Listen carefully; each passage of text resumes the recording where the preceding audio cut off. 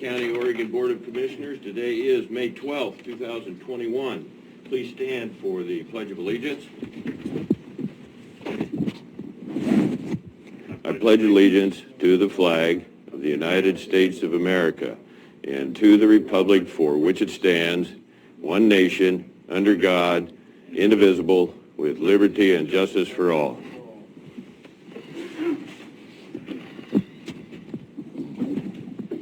Everybody got microphones? Microphones? We have to my far left Director Brad Rickert, immediate left Curry County Commissioner Christopher Pash. My name is Court Boyce, Commissioner. John Herzog, Curry Commissioner. Welcome, good morning, Council Anthony Pope and Staff Jesuit. Welcome everybody in the audience. Who am I forgetting? Nancy, good to have you here. We have Treasurer Barnes and Roadmaster Christensen. People, we just got over a couple of really intense days on our budget work, and some good things happened. A lot of hard work. I want to thank the staff. I want to thank all the elected officials. I want to thank all the department managers, starting with Roadmaster Christensen, Assessor Cullen, Vet Service Officer Vowdy, Juvenile Director Lang, Curry County Sheriff Ward, District Attorney Spanzel, County Clerk Cullen, Curry Sheriff Captain McDonald, Chief Deputy County Clerk Denny, Curry Sheriff Lieutenant Hensley, Compensation Committee Chair Bruce Raleigh. I want to thank the commissioners for hanging in and being available and being attentive and wrestling with good decisions. I also want to thank the Budget Committee members, former State Representative and retired law enforcement officer Wayne Krieger, Brookings City Councilman and former law enforcement officer Brad Alcorn, and North County Curry resident Douglas Baker. All put in just incredible effort. Real quick, COVID report. Curry County remains moderate. A lot of counties have gone to moderate. Just a quick note from the governor here, vaccination targets. If you need that information, get on our list. If you haven't been vaccinated yet, and if that is your choice, her goal seems to be getting Oregon back to a full operating economy, and that would be quite welcome, and I think we're making good progress towards that. We remain at the moderate level, and our goal is, of course, get to the low or no risk, so we have optimism there. Commissioners, regarding the budget, did either one of you have anything that you wanted to offer or add at this time? Not at this time. Was that a no? No. Thank you. Yes, that was a no. Yeah. Thank you, Commissioner. Our agenda here. Staff Jesuit, did you set up so we have a report for line of duty deaths? Yes, it's on. It is on? I thought so. I got to just turn the page here. Thank you. I'm just going to read something. This is National Police Week, and you know what's going on in our country with a lot of efforts to defund our police. They're under added intense pressure throughout the nation, and a little bit of history here on National Police Week. Read a couple of quick paragraphs. History: in 1962, President John F. Kennedy signed a proclamation which designated May 15th as Police Officers Memorial Day in the week in which that date falls as Police Week. Currently, tens of thousands of law enforcement officers from around the world converge on Washington, D.C. to participate in a number of planned events which honor those that have paid the ultimate sacrifice.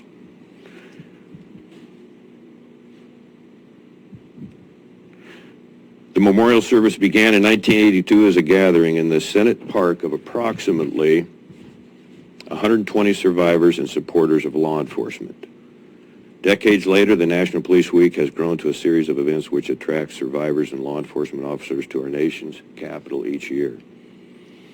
The National Peace Officers Memorial Service, which is sponsored by the Grand Lodge of the Fraternal Order of Police, is one in a series of events which includes the Candlelight Vigil, which is sponsored by the National Law Enforcement Officers Memorial Fund, and also seminars that are sponsored by Concerns of Police Survivors, the acronym COPS. National Police Week draws nearly 40,000 attendees nowadays. They come from departments throughout the United States as well as from agencies throughout the world. This provides a unique opportunity to meet others who work in law enforcement. These events are open to all law enforcement personnel and is an experience unlike any other. The three host organizations remain committed to their missions and of honoring the fallen law enforcement heroes from 2019 and 20 while making sure their survivors are supported. In addition to the in-person events in October, each organization will host virtual events on originally scheduled dates this month. Moment of silence, please, Board.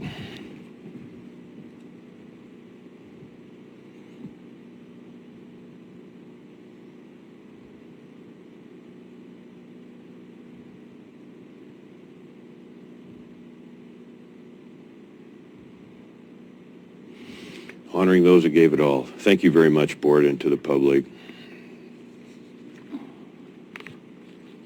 Amendment, approval of the agenda, Board. I have none. JJ, excuse me, go ahead, Council Pope. Yeah, I just would like to add to the executive session, ORS 1926602H, to consult with counsel concerning the legal rights and duties of a public body with regard to current litigation or litigation to be filed.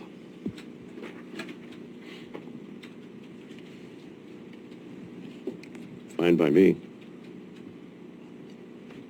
Move approval of the agenda at... Whoop. Yeah, I do have a couple. Brett? I have one add to 11B, hire of a new employee, administrative secretary for the assessor's office. Which office again? Assessor's office. Okay, thank you.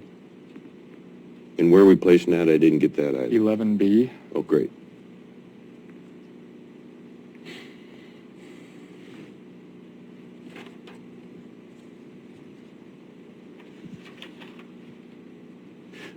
Any others, Board? No, sir. On consent item 6C, I think that's pretty academic, but to be honest, I needed more time. That's a lot of information to digest. I wonder if we could postpone that till May. Our first, or excuse me, this is May, I'm sorry, to the 26th, our next meeting. It'll be the 26th, yeah. Are you okay with that? Yes, sir. Okay, I appreciate that extra time. It looks like it's a pretty important matter. Item 7A, Staff Jesuit.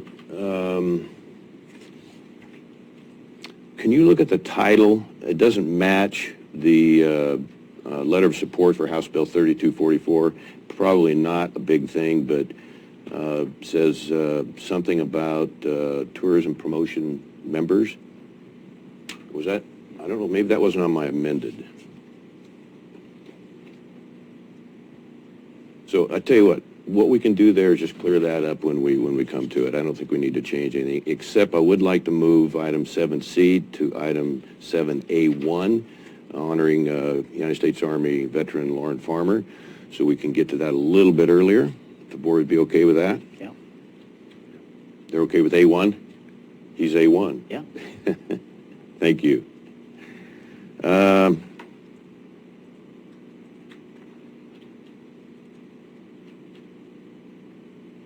The only other thing I have is item 7F, Commissioner Pash. You have that as an action item, but is it just, do you intend that just to be a discussion item? Because there was no accompanying information with that. It's just a discussion item for today. So the action item, we can cross that out. That was, Well, it's a discussion / action item, yeah. It's just going to be a discussion.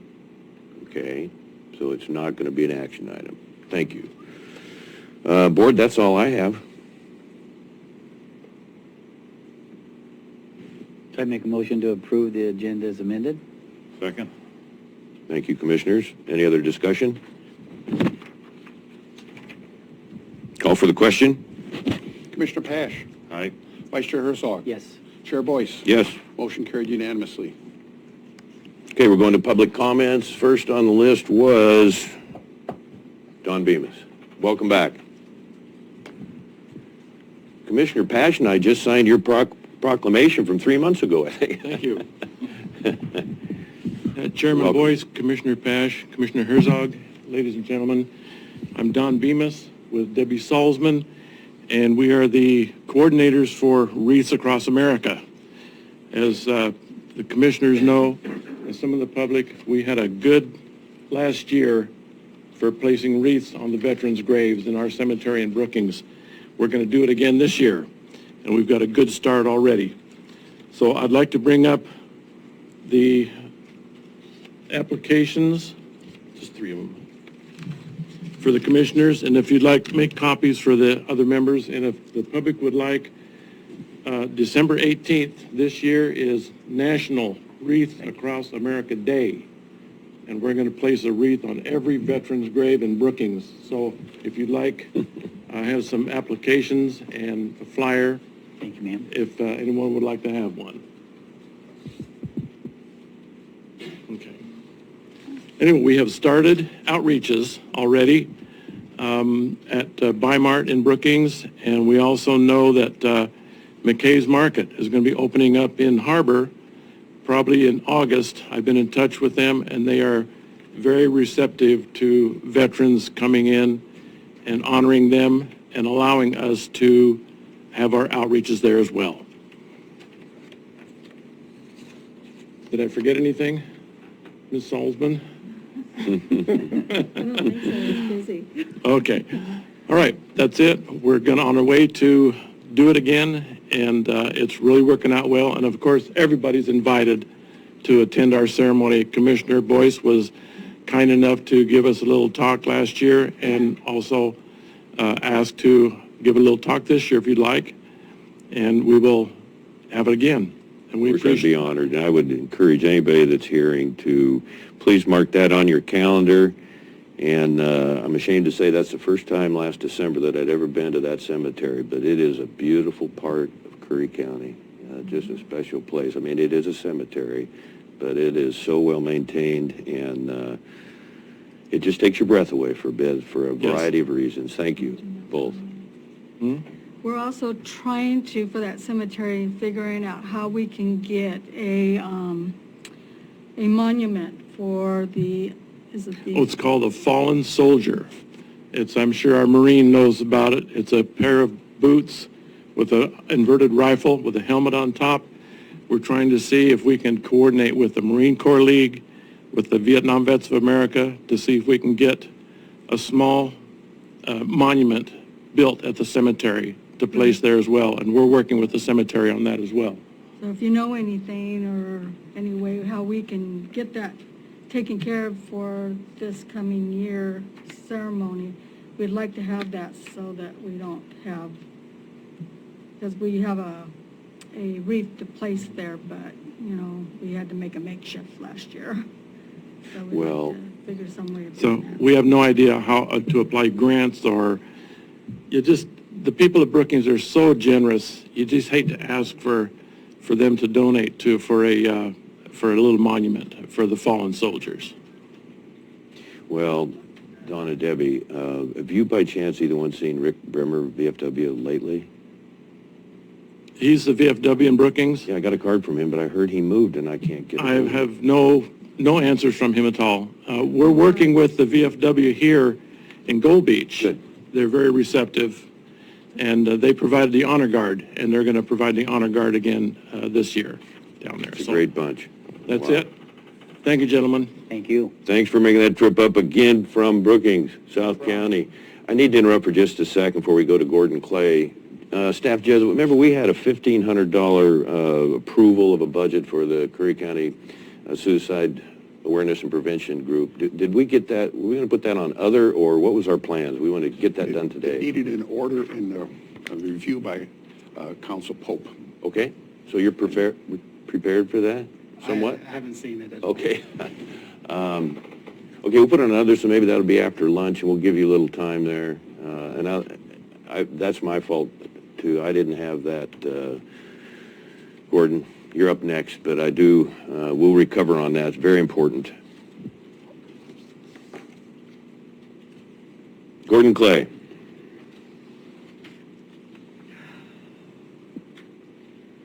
Good morning.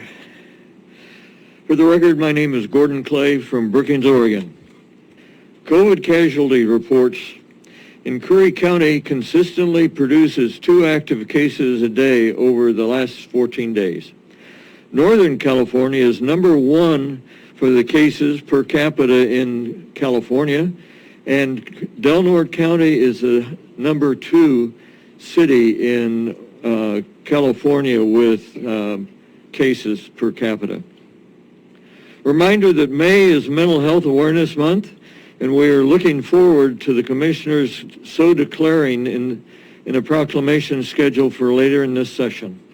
This brochure was created by the Suicide Awareness and Prevention Council and can be found at 112 locations here in Curry County. A list of them can be found at zeroattempts.org/curry.html. Each year, the Oregon Safe Schools and Communities Coalition solicits nominations for individuals, schools, and organizations that have done extraordinary work to help LGBT students and students from various ethnicities feel safe in school. This year's committee selected 6 individuals across the state and 1 organization as recipients. Crystal Gregory of Brookings Harbor High School librarian was nominated for her work to create a centralized welcoming space where our traditionally underserved and LGBT students can feel safe and valued. 1 out of 7 people in the state of Oregon. This Saturday at 12:15, the Oregon Safe Schools and Communities Coalition will virtually honor these individuals at their Safe Schools Award virtual gala. There will be entertainment as well as honors and recognition. Go to zeroattempts.org/gala, GALA.html to get a Zoom link to attend and hear strategies used by award winners to make Oregon schools safer. Finally, with spring warming up and students reconnecting in school, possible proms and graduation parties and times upriver, this is also a time of the year to recognize May as National Teen Pregnancy Prevention Month. The United States has the highest teen pregnancy rate of all developed countries. A report from the Save the Children found that teen pregnancy is the leading cause of death among girls 15 to 19 years old. In Brookings, 15% of 8th graders had begun experimenting with sex. By 15, that number increased to 35%, and over 52% of juniors had had sexual intercourse. Research shows that teens whose parents communicate with them tend to have less sex and more responsible sex. You stand a better chance of reaching them by inviting two-way discussion about sexuality and by trying to, rather than trying to impose your own values on them or ignoring the issue altogether. I have a lot of information for parents about how to talk to your teens about it. There's also good information on the subject for girls and boys at zeroattempts.org/teen-pregnancy.html. Just remember, condoms are a lot easier to change than diapers. Wow. We're processing, Gordon. Thank you.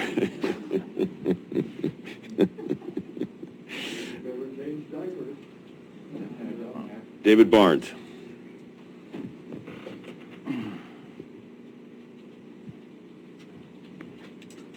Good morning, David Barnes, County Treasurer. A couple weeks ago, I came to y'all and asked you about putting together a committee to figure out ways to distribute the ARP funds when they come in. I haven't heard anything. I don't see it on today's agenda. I've reached out to cities and to others trying to come up with some ideas on how to do this. I sent you all a 151-page printout from the Department of Treasury the other day. I'm sure you've had a chance to read and study it and know its fine points by now. I just wanted to bring it up again that once this money comes in, we have a limited amount of time to distribute it to those in need, and it's really incumbent upon you. You know, the money's not coming to the Curry County Board of Commissioners. The money's coming to Curry County, Oregon, which means that the cities, the NGOs, and other organizations should also have a say in how it is distributed. So I was just hoping that at some point in the very near future, this board would get together and start compiling a group of people, you know, a representative from each of the cities, representatives from the non-government organizations, community care organizations, whoever. A lot of this money was earmarked originally to go towards public health and public health related issues. Since we don't have a public health department anymore, it limits the number of places that we can use the money. But I just wanted to bring it up again as a reminder to please do something about this soon and start putting a panel together to start talking about this. We're going to need to have an application process or whatever has to happen, but something needs to start happening pretty soon. Thank you. Oh, and another thing, since you gave up public health the other day, or mental health last week, it's kind of just, it seems like a sad joke to me that you now want to have a resolution honoring it. You know, you gave it up. I just think it's not yours anymore. Thank you. Excuse me, Mr. Barnes, what resolution are you referring to? You gave up mental health to Yes, but you said a resolution honoring it? There's a resolution about this being Mental Health Month or something. Freely giving it up, it just seems kind of twisted to me that you want to now have a resolution proclaiming it. So, thank you. Word twisted, okay. Director Rickert, on our American Rescue Plan, I wrote you yesterday. I know you're quite busy, but I went through some guidelines. It was associated with both National Association of Counties and Association of Oregon Counties, and I meant to send that to Roadmaster Richardson this morning. I just didn't quite get it done, but the guidelines are actually a little more open and broad than I originally heard. And, they just want to make sure that Curry County was on the portal so that we get the daily or weekly recognition. So we had discussed possibly having a committee, and I think that's a reasonable idea. Everything Mr. Barnes just communicated, I think, is pretty accurate on what the timeline is and what our responsibilities are. But I was just interested and thankful that it is more broad than, it's not that much towards public health, but that's one of about 14, 15 items that are listed. So get us a report on that when your time permits, if you would. Thank you. Okay, I'll take a look at it. Connie Hunter, please.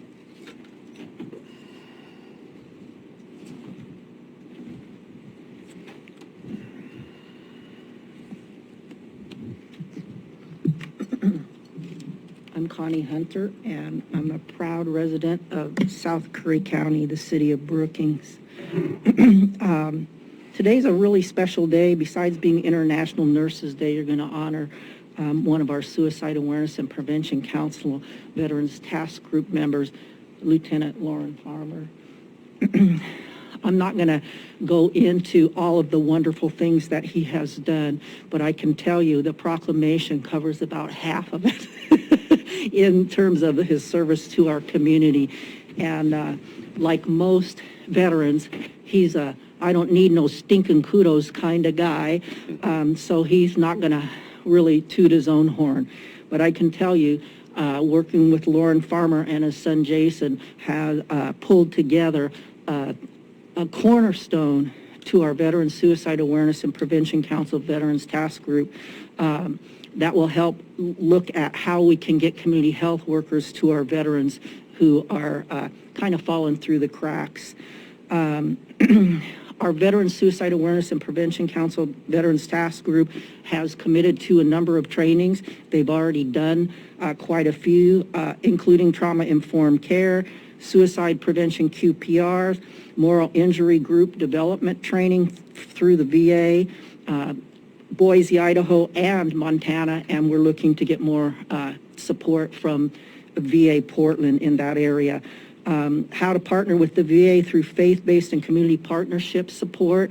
I spent a 2-day training learning more about how I can better partner with the VA, but how all local organizations can better partner with the VA. And when I say I'm talking not just specifically about me, but about our task group.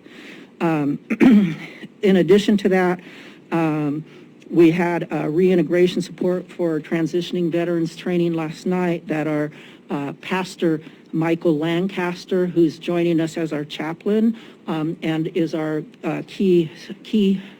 I guess he's our cornerstone for developing our moral injury program, although we have many people participating in that effort.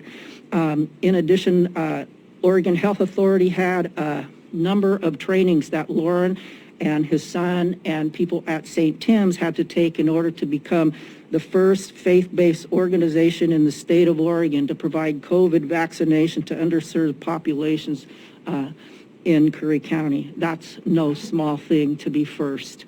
That requires a lot of hours, a lot of rolling up your sleeves, and a lot of thinking ahead because the people that don't have the experience of being a combat medic to anticipate those things.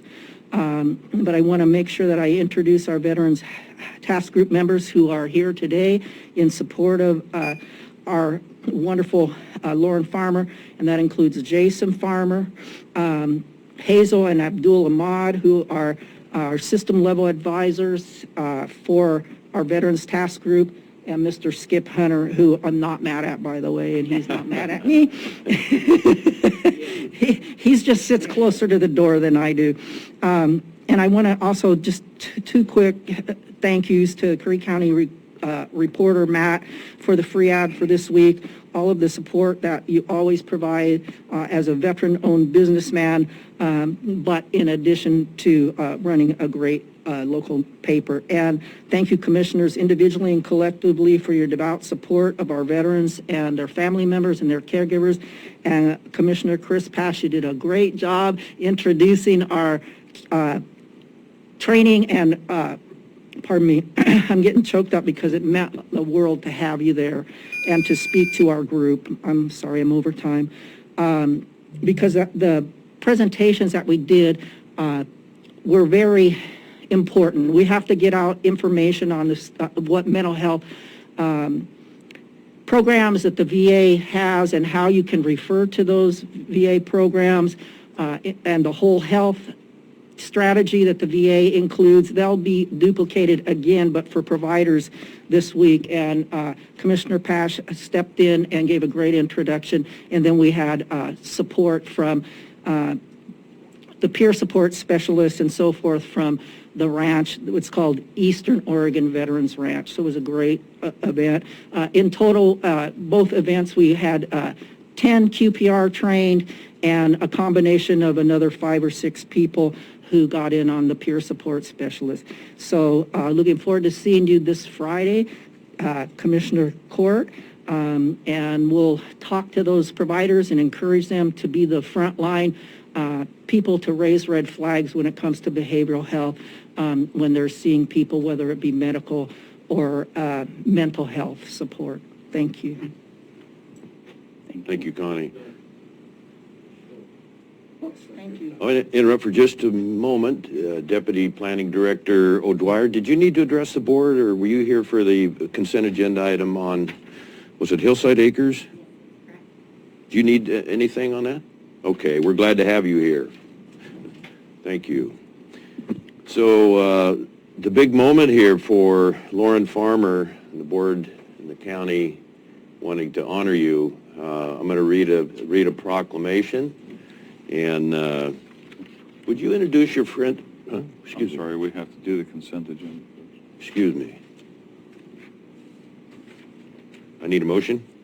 Well, it should be read in, sir. Okay, consent agenda, 6A minutes, special meeting April 16th, 6B bid award annual road paint striping project with signature authority to Roadmaster, 6C modification to deferred comp plan. You removed that one. For next week, thank you, or next meeting. Yes. Thank you. 6D Hillside Acres Road Adjustment, that's what you were waiting for, huh? 6E, new hire of an employee billing official. 6F, rehire of a former employee. And then amended to the agenda, 6G, grant agreement number 34195, County and State of Oregon Department of Transportation. And 6H, amendment number 1 to ODOT grant agreement number 33654. Make a motion to approve the consent agenda as amended. Second. Last chance for discussion, board. Call for the question, please. Commissioner Pash, Aye. Vice Chair Herzog, Yes. Chair Boyce. Yes. Motion carried unanimously. Thank you, John.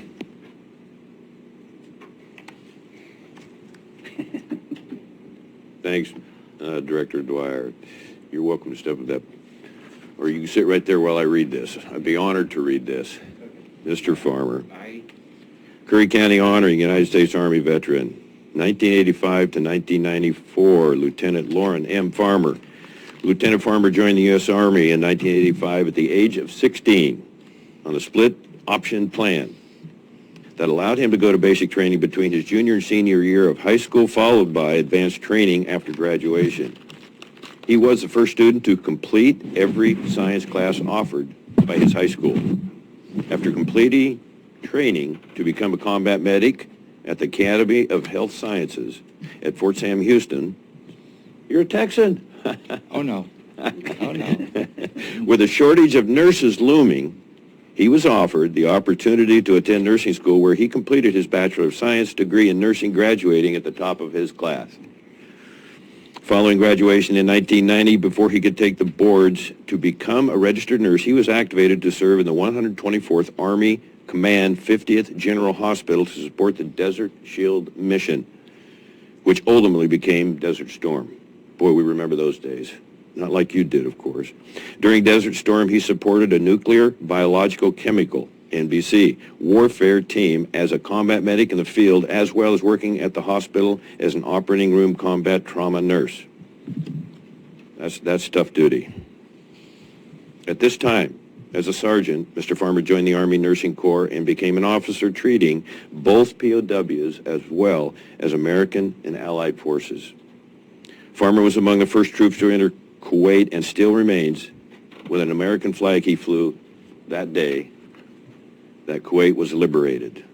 Great memory. It was at this same time that Lauren committed the love of Jesus Christ. After his tour, he returned home and married the love of his life and adopted her 2 children. One, his son Jason, who is here supporting him today. Lauren, his wife, later had 2 more children.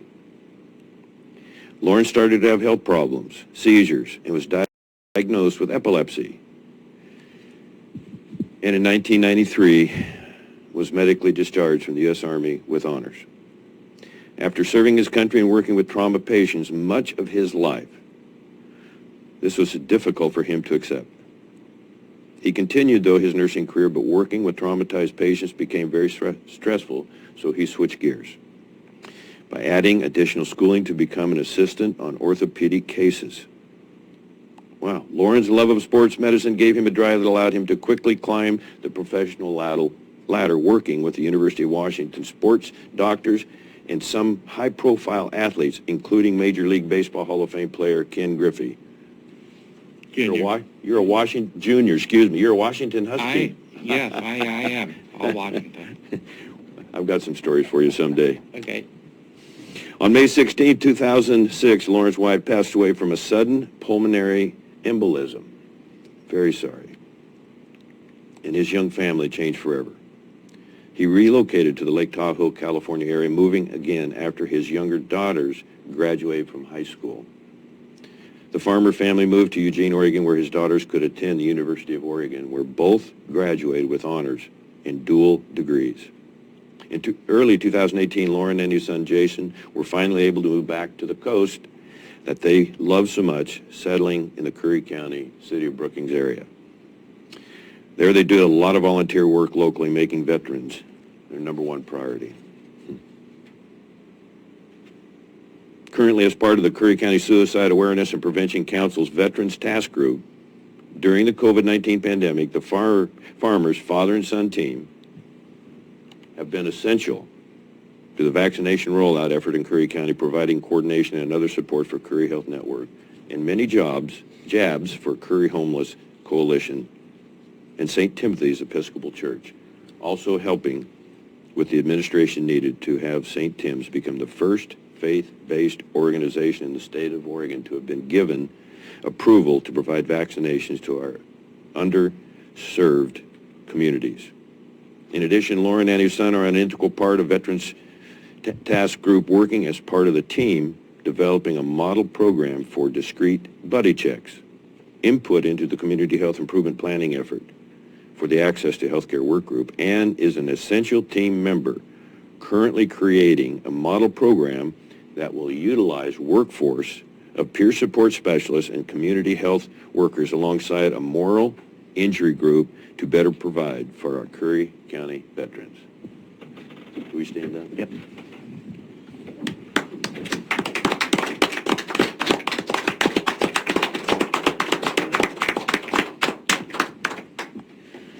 We are so glad to have you here. Would you like to say a few words? Thank you, sir. Thank you very much. Veteran farmer, please. You have a timer? No, we're not going to put a timer on you. Because I really thought about these whole meetings. You guys get the timers, and then these guys don't. Maybe switch it around? Yeah. You guys up for that? No? I'm up for that. No, There's been I don't discussion know. in the past. I don't know. Anyway, thank you for having me here. It is very humbling to be honored as a veteran. And first and foremost, I am a veteran. I joined the ranks very early, very young, and the military became my second parents. The structure I really didn't have at home, even though I was a good student, now I have because of the military. And believe me, even though I went to basic between my junior and senior year of high school, they kept an eye on me that whole senior year, including drug tests, including having to wear my uniform once a month to school. All these, they had rules for me, and they gave me a little bit of money at the end of every month. So it was kind of a neat deal, but they also became my parents in a sense. They became a structure I didn't have, and a drive to continue my education, and an opportunity to continue my education. And that was one of the main things I kind of enlisted for. I wanted to be a part of the bigger picture. I wanted to be to get some of these opportunities and some of these world opportunities that only the Army or the military can allow. So when I went in, they took me on. It gave me a nice little bonus incentive even. And I think even then they had in the back works of their minds transferring a lot of us into nursing or becoming PAs just because the shortage was so large. It was looming on Army hospitals. And when I say Army hospitals treat Air Force. There's some Air Force hospitals and Navy hospitals, but I include them all when I talk about them. There really is no color difference, no uniform difference. Golly, as a veteran, when you come across my table, you're pretty much in a gown and naked, so I don't even know your rank or who you are or what you're doing. I just know that I have to perform my job and take care of you properly. So in having that great opportunity to go to nursing school, I could not pass it up. And it was a rare opportunity. The military just generally do not pay you to go to nursing school. It's just not one of their things. So to get this opportunity, I had to jump at it. At the time, everything was going pretty decent in the world. The Middle East was being the Middle East. The Cold War had wound down. The wall had come down. A lot of things had changed. I thought I was in a pretty safe situation. Well, that quickly changed in the Middle East. And I did my studies at the University of Washington. They blasted me with a lot of courses very quickly. There was just a lot of things I had to do. It was a school of holistic nursing, so that's kind of the cool thing, is that it was holistic. It wasn't your scientific approach to nursing in a sense. So I got that, and then I also got that when I trained with a lot of the veterans nurses that trained me, who were still in the military at the time. A lot of them are colonels, lieutenant colonels, most of them female, some male, and they had served in Vietnam, and they served at places like China Beach. So the knowledge I got was far exceeding the knowledge of what a normal nursing student would get going through a normal program. I mean, these women were absolutely incredible. And the knowledge that they gave me, the holistic knowledge was incredible about taking care of the mind, body, and soul.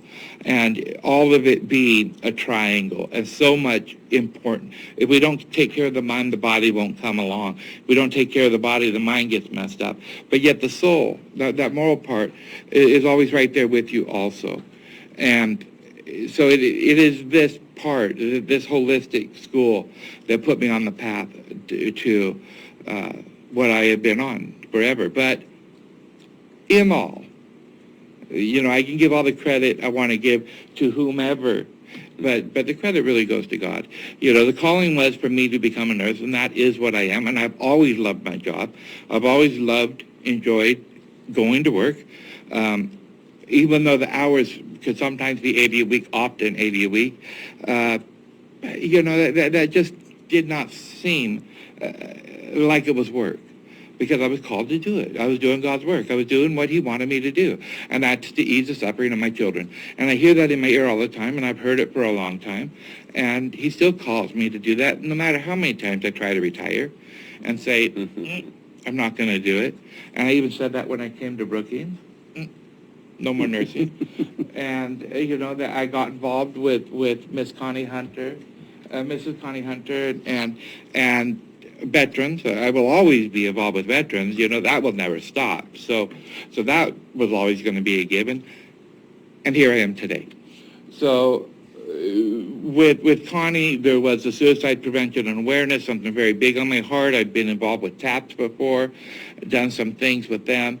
Done some things with Doctors Without Borders, Without Mercy ships. I've done a lot of things to gear me up towards volunteering.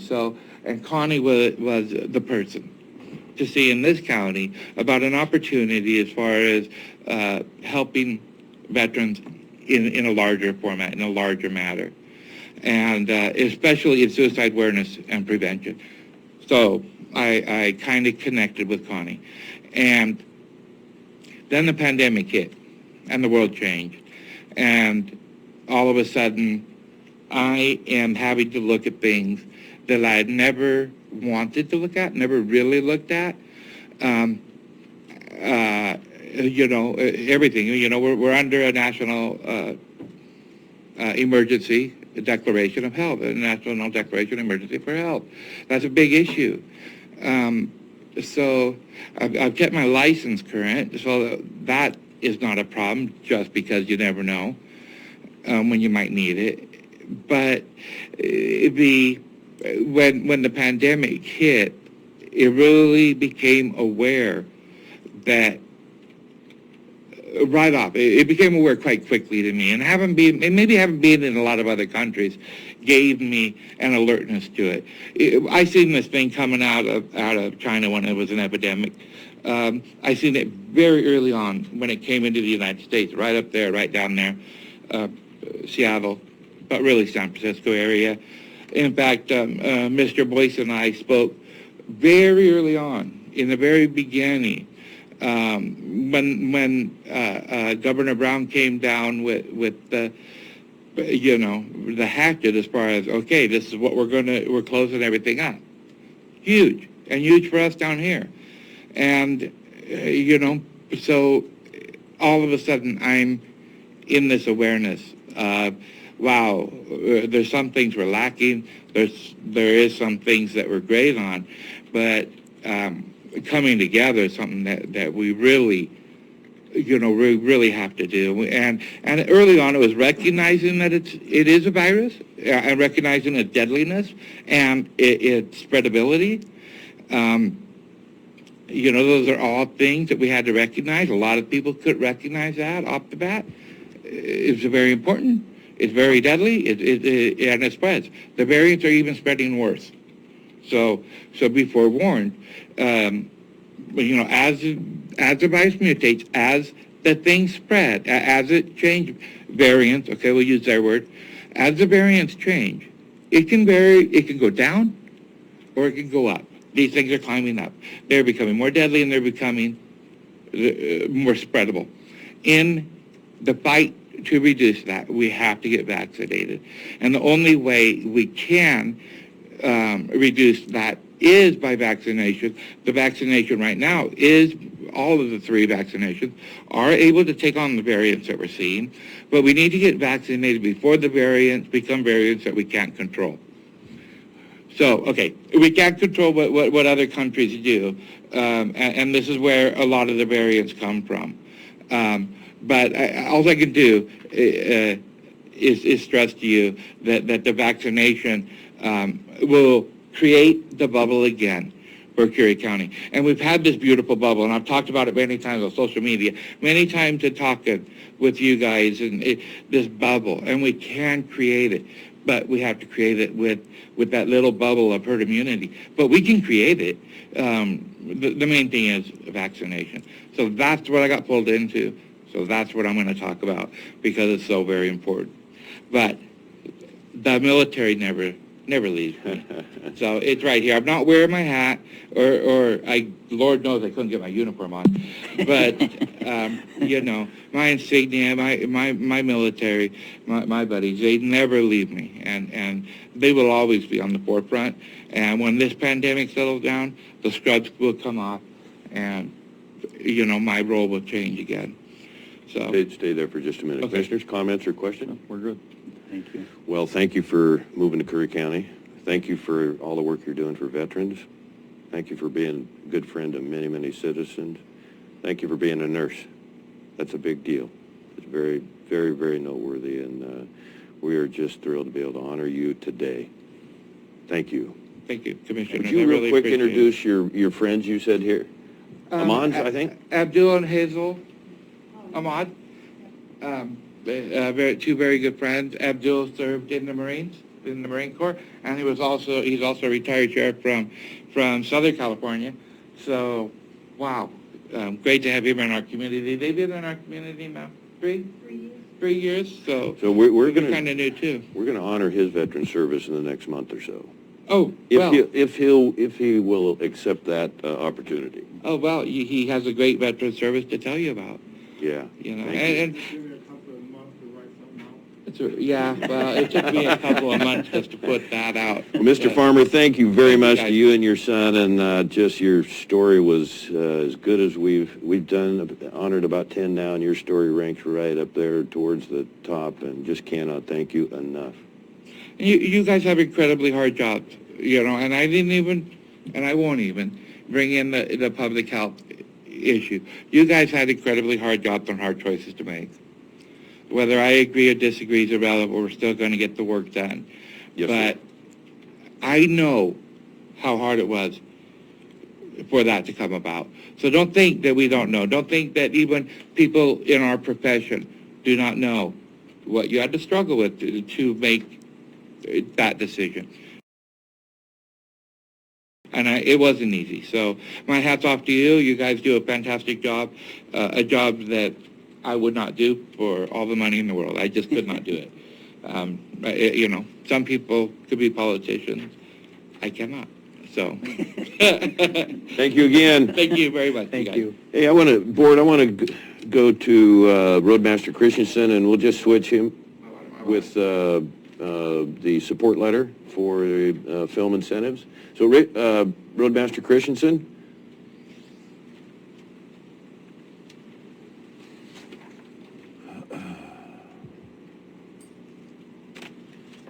Good morning, Commissioners.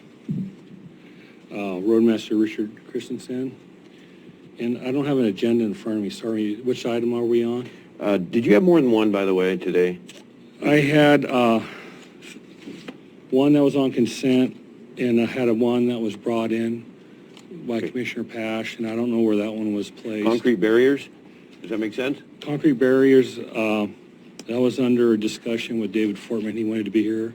But no, there's one for task order 24 or 25, and then there's one for signature authority for this year's road striping.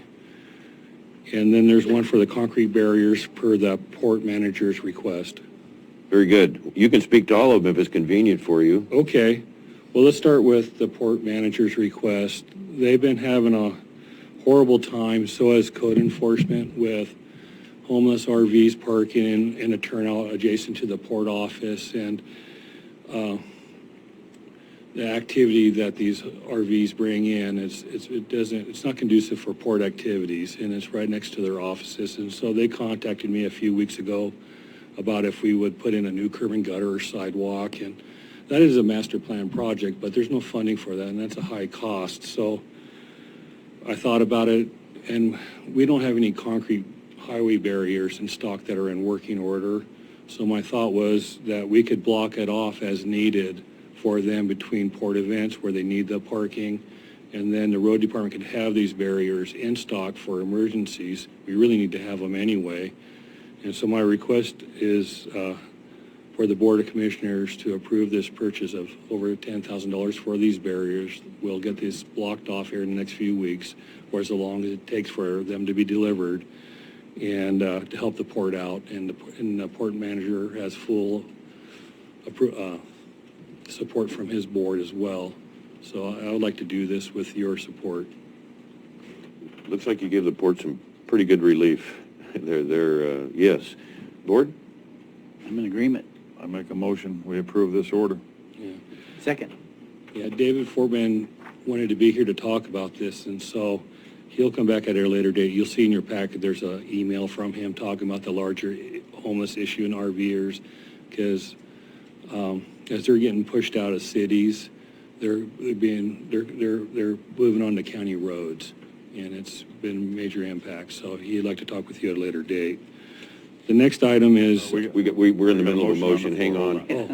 That's okay. Thank you. So any further discussion? The motion was to approve the request for board signature approval on the 11,000, give or take, on the concrete barriers for the port of Brookings Harbor. 10,860, yes. Yeah, I just rounded it. Okay, so any discussion? Call for the question, please. Commissioner Pash. Aye. Vice Chair Herzog. Yes. Chair Boyce. Yes. Motion carried unanimously. thank you. Thank you. So I'm looking So the next one we'll just handle is the annual paint striping. We went out to bid this year, and low bid for just the striping portion of this work was $78,120. This is to paint about 180 miles or stripe of our roads and also our bike lanes. And we'd like the board to give Roadmaster signature authority to sign this contract and move forward with this work this summer. looks like a good annual plan. Yes, it's in our budget. Overall, materials, labor, and the contract services runs about $225,000 to $250,000 a year, and it's something we do every year. Very good. I move we approve the budget for striping. It was already approved during consent agenda. I couldn't find it though in there. How did I miss that?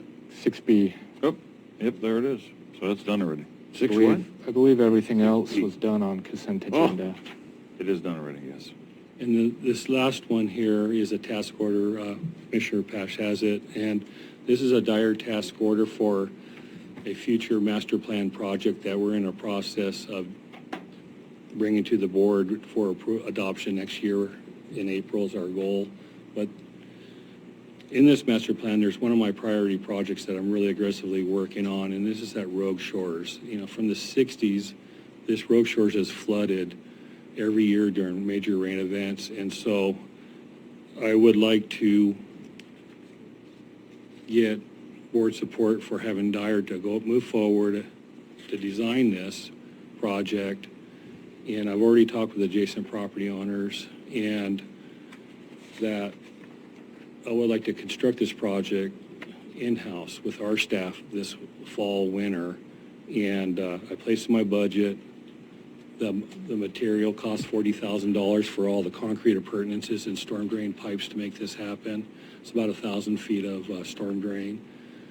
And so we'd like to, for board to approve this task order to move forward.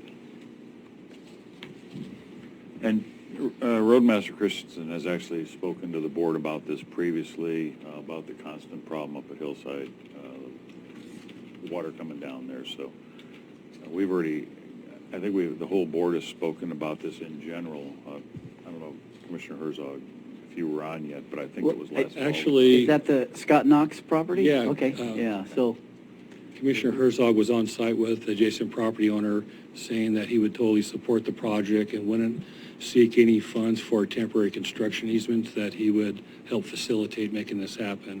It was Mr. Scott Knox, I believe. Yeah. Scott said that? Yeah, yeah. well, Rich was... Scott's a great guy. Yeah. Picking on him. But he knows the historic issues down there, and he knows the impact to the community, and he wants to help. The only thing I'm going to offer, guys, I don't remember talking about this specifically. I'm sure we did. But to get something 55 minutes into the meeting without being on the agenda, Yeah. I'm a little nervous about that. Is there a real urgency here that couldn't wait till the 26th? So I It could wait till the 26th. I won't be here on the 26th, though, because I will be on a Florida. plane from Florida back to here. And so we could save it till June if you would like to discuss more. No, let's just put it on the 26th. I remember Commissioner Huxley sometimes would say, Yeah. We talked about it a little bit at the Yeah. budget meeting last night. I brought it to your attention Okay. that this was in our budget. but, the reference you made to the agenda not too long ago, and that's been an issue, why can't we wait till the 26th? What's your thoughts on that? I don't have a problem with it. I'm just, what I was going to recommend to the board is unless there's an issue, we just put it on the consent agenda for the 26th. If there's something that the board would like to ask further about, then we'd have to push it out. As long as I get the information that's right there, I would support that. Put it Yeah, on we the have consent time. agenda for the 26th. You won't have to call in. or Over there, you anything. won't have to be We here. have yeah. major time. I'm just being majorly proactive trying to get this done. And so, like I say, we don't plan on constructing this till this fall, winter. There's plenty of time for this task order to be approved. So can we make sure I get a copy of that, or all the board? Have that one. Thank you. Appreciate that. Thank you very much. Was there one more for you? No, that's it. Well, Thanks, thanks for Rich. your patience. Thank you very And we're much. going to start getting you and the That's all- sheriff it's and all other good. elected officials at the head of the agenda, and I sort of caught it, but sort of missed it too. Thank you for your support. boy, Thank you, Roadmaster Christensen. Okay, item 7A, letter of support for House Bill 3244. I think this is going to be kind of a fun one. I got to go back here. The question I had, the agenda title is Signing Seats for Tourism and Promotion Committee. Did we just forget to change that from a different agenda routing slip? Not a big deal, but... That's what it looks like, yeah. Yeah, okay, so we can move on. I'm going to read this here. Letter of support for House Bill 3244, which extends film incentives for media productions in the state. Also a brief update on the financial impact on the movie that was shot here in Curry County. Now this letter does not reference financial impact on the of that movie, which was, 2-3 months ago. I've been asking for a report on that, and I think the staff has just been a little busy, but I'd like to let the public know the success of this program and what we learned from it, the benefits to our companies, motels, travel, everything. I'm certainly willing to support this. And anxious to, although I think we need to just proof the letter a little bit. There's a couple things in here I would slightly change, subject to board approval. And I see a familiar face coming around the corner in just a moment. Well, I'm going to call you Deputy Economic Development. How's that? Do you mind pulling that microphone down so it's more, there you go. Miranda Paggy, Economic Development Assistant. Welcome. So I apologize. The issues on the AGRS was my mistake for not clearing They're that not, header.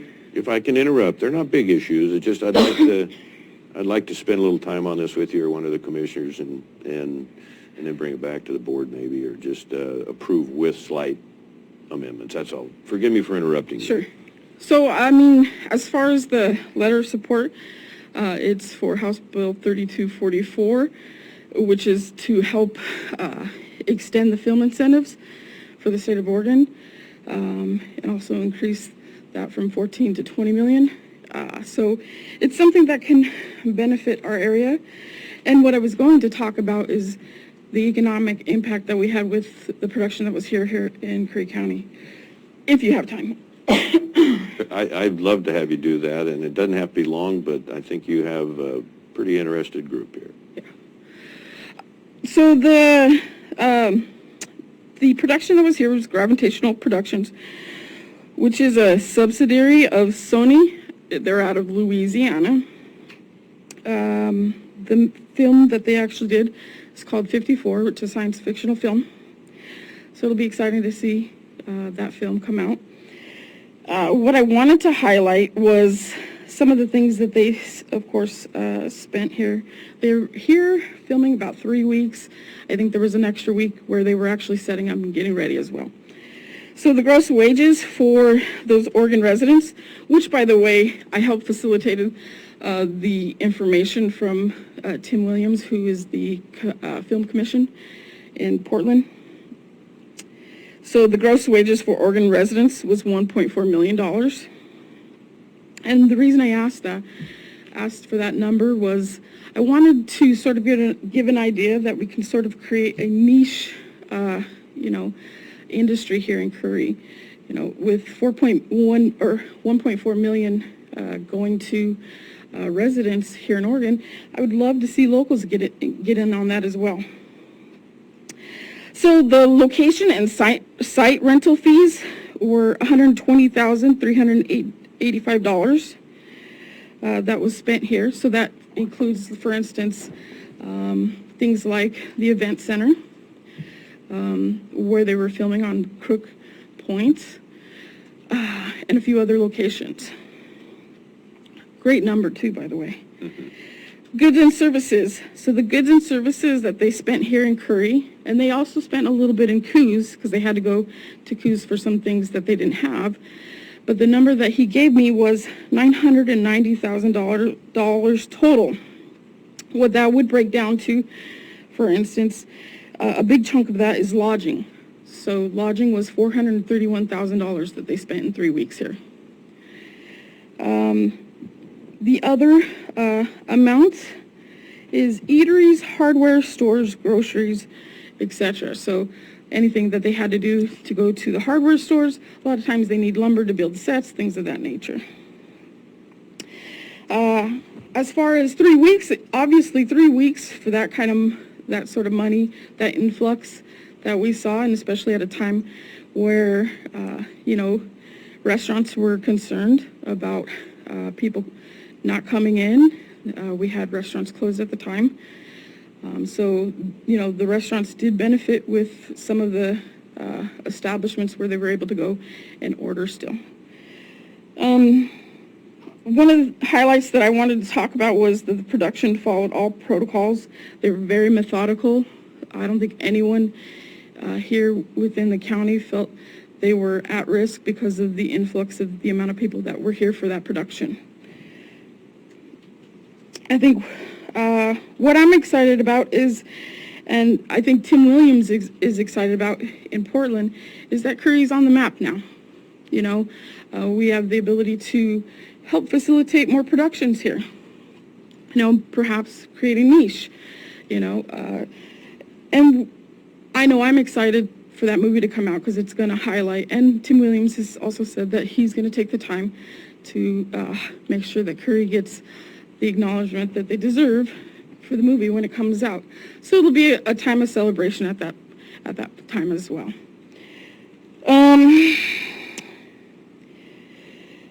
And I think what's very exciting as well, besides, seeing the numbers that we can see and asking for that support, for that incentive, is that it also sort of comes on the heels of what we've been sort of talking about in economic development, which would be creating, some niche industry. And was it serendipitous that at the same time we were talking about this, we got those phone calls from the production companies asking for help. So, and asking for help from our office would be, for instance, helping facilitate some signatures from the sheriff, making sure that they were signing off on things like, what do you call them? Explosions, for instance, pyrotechnics, things of that nature. So, Special effects. yeah, special effects. There you go. Thank you. Yeah. So, but yeah, so that's basically what I wanted to highlight and talk to you about in support of that bill. I think helping incentivize, the state of Oregon. A lot of people right now, it's sort of a gold rush with content creation. We have many things besides the local networks now that are actually producing original content.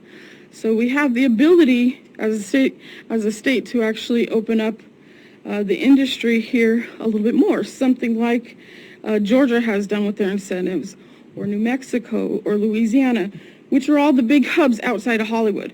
And all those programs were started with the incentives to get filming here. So I think Oregon is situated to do that as well. Commissioners? Well, I just think it's a wonderful program, and I think it's great that we look to do this. I have personal experience with it, actually. The movie Dreamers, some of that was shot at my ranch in Kentucky, and they rented everything. I mean, they brought in a lot of their own critters in that, but they rented everything that was to do with that movie. They hired locals for all of the extra work. They hired or leased wagons and gates and everything. So the economic fallout or incentives incentives for the county are tremendous. So Yeah. I would fully support this. Commissioner Herzog, please. I likewise, way back in the early 80s, between South Coast Lumber and UPS, Return of the Jedi was filmed in some of it was in the Redwoods. Jedediah Smith. Just south of Smith River a little bit. And I worked on that film in special effects. That's why I knew about blowing up stuff. But, Are you sure that's the only reason? it was a huge economic boost to a lot of us who were, the mills were shut down, and so yeah, it is. And it's great that you mentioned that because both Del Norte and Humboldt have a tour map of those locations where you can actually go see where they actually were, filmed. So these are things that will grow not only tourism, because as Tim said, the whole production crew loved this area. So are we going to see a return when those folks get some vacation? Yeah, there's probability there. So, this is something that can be bigger than just, for instance, filming. I want to say thank you for the work you did on this. It's real quick. What was the name of the movie again? 54. 54. Uh-huh. That is a good number. Is that when you were born? No. We're going to make a star out of you yet, by the way. No, I mean, when one of the scouts first got here, they wanted a waterfall, and I said, boy, I got to get you up the river, in the roadless area. That was a little bit of a logistical thing, but it's been a while since we've helped film documentaries or movies up there, and, it was always a special thing, and yes, you always anticipated that they'd be pushy or, sometimes even disrespectful, but the best story I got was in 1973, American Sportsman. I got a camera wet. One of the guides, I was pretty young, and one of the guides had put up with them 4 days on the river, and when they screamed at me, we can't get this, we dropped off a clay hill, sharp turn to the right, water everywhere. The camera didn't get that wet, but anyway, he was really upset, this guy from New York. This is a $12,000 camera, one of the guides hollered back. This is a $112,000 boat now. Shut up. Because they put up with it for 4 days, but that's the only bad experience I ever had. Right. And, but yeah, this is good for Curry County. One more question. Sure. I didn't quite get the figure on payroll, contract labor, I presume, for all of Oregon was $104 million? Or 1.4 million for Excuse me, Oregon yeah. residents. So obviously a production will bring in a lot of people that they've already hired. But a lot of the incentives that are, for instance, in New Mexico, in Louisiana, Georgia, those incentives also include hiring local people and residents of the state. So they actually, and that's why I asked Tim for that figure, was that I already knew we need to know what that looks like. So 1.4 million for people here locally for just 3 weeks of work. You know, I would love to be able to say that locals here in Curry County are also going to participate in something like that. And if we, for instance, help facilitate a program, we can absolutely ask that that's, you know, something that would be for production. Please hire a certain amount of locals, and So that's real something quick, you can that- build into the program. That 1.4 was just in the Curry County portion. No, in That was the entire state? The entire state. So Okay. obviously, right now there's a workforce that we don't have in Curry. It's something that we can help facilitate, you know, with different conversations and stuff and whatnot, maybe with SWAC. But as far as the residents that were paid that, they're probably coming from places like Portland because they have the workforce there, you know. But again, it's the idea of, you know, that 1.4 million pie. If we had some locals who were interested in that, they can also, you know, get trained for that as well. Okay, thank you again. When we get the trailer, be sure and let us know on that. Oh, movie. absolutely. All right, so we're going to go to break here in a minute, but I've got Captain McDonald and Sergeant Miranda. Were you here? Did you need to address the board? They're with me. They're with you on, which is, could we do that now then real quick and then go to break? 20 to 30 minutes. Okay, so we need to go to break now, and I'd like to have everybody back here at 10:20, please. Thank you. It is 10:25, May 12th, 2021. The next discussion action item is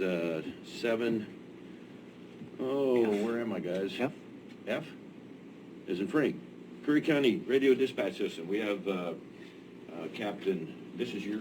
Yes, sir. Yes, please. Before we move on, I just want to make sure for clarity, Director of Operations just asked me, we're going to bring that back after we read that letter and some minor changes you said? Yeah. Okay, just wanted to make sure I on think that. we have a consensus here. All right. Thank you. So basically, moving on to F, as we've seen in our county and talked about through our budget hearings, a lot of what we have in this county is end-of-life equipment. So in being proactive, as we know last year, we had to replace some of our radio equipment on the towers, and the towers themselves are actually going to have to be replaced at some time or major maintenance done to them. But Captain McDonald came to me, your microphone, sir. Captain McDonald came to me a few weeks ago and just wanted to get on the agenda with our radio dispatch system and the condition that it's in, and start to plan for that replacement. So I invited the Sheriff's Department here to this meeting today to discuss this with the board and get some information. So thank you for coming, Captain, and appreciate the information you'll give the board. Thank you for having us, and thank you for the opportunity. I don't know if I you passed this out to shared this. everyone. Okay, Yep. so We got the color copies, they got black and white. Oh, okay. Excuse me. Drop something. So what this is about is the dispatch center is equipped with equipment. It's the type of dispatch consoles that we currently have are called a Motorola Gold Elite.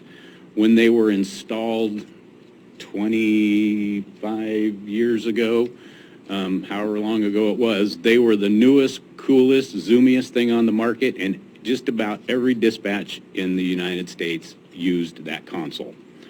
Motorola, of course, it's old technology, and they no longer support it.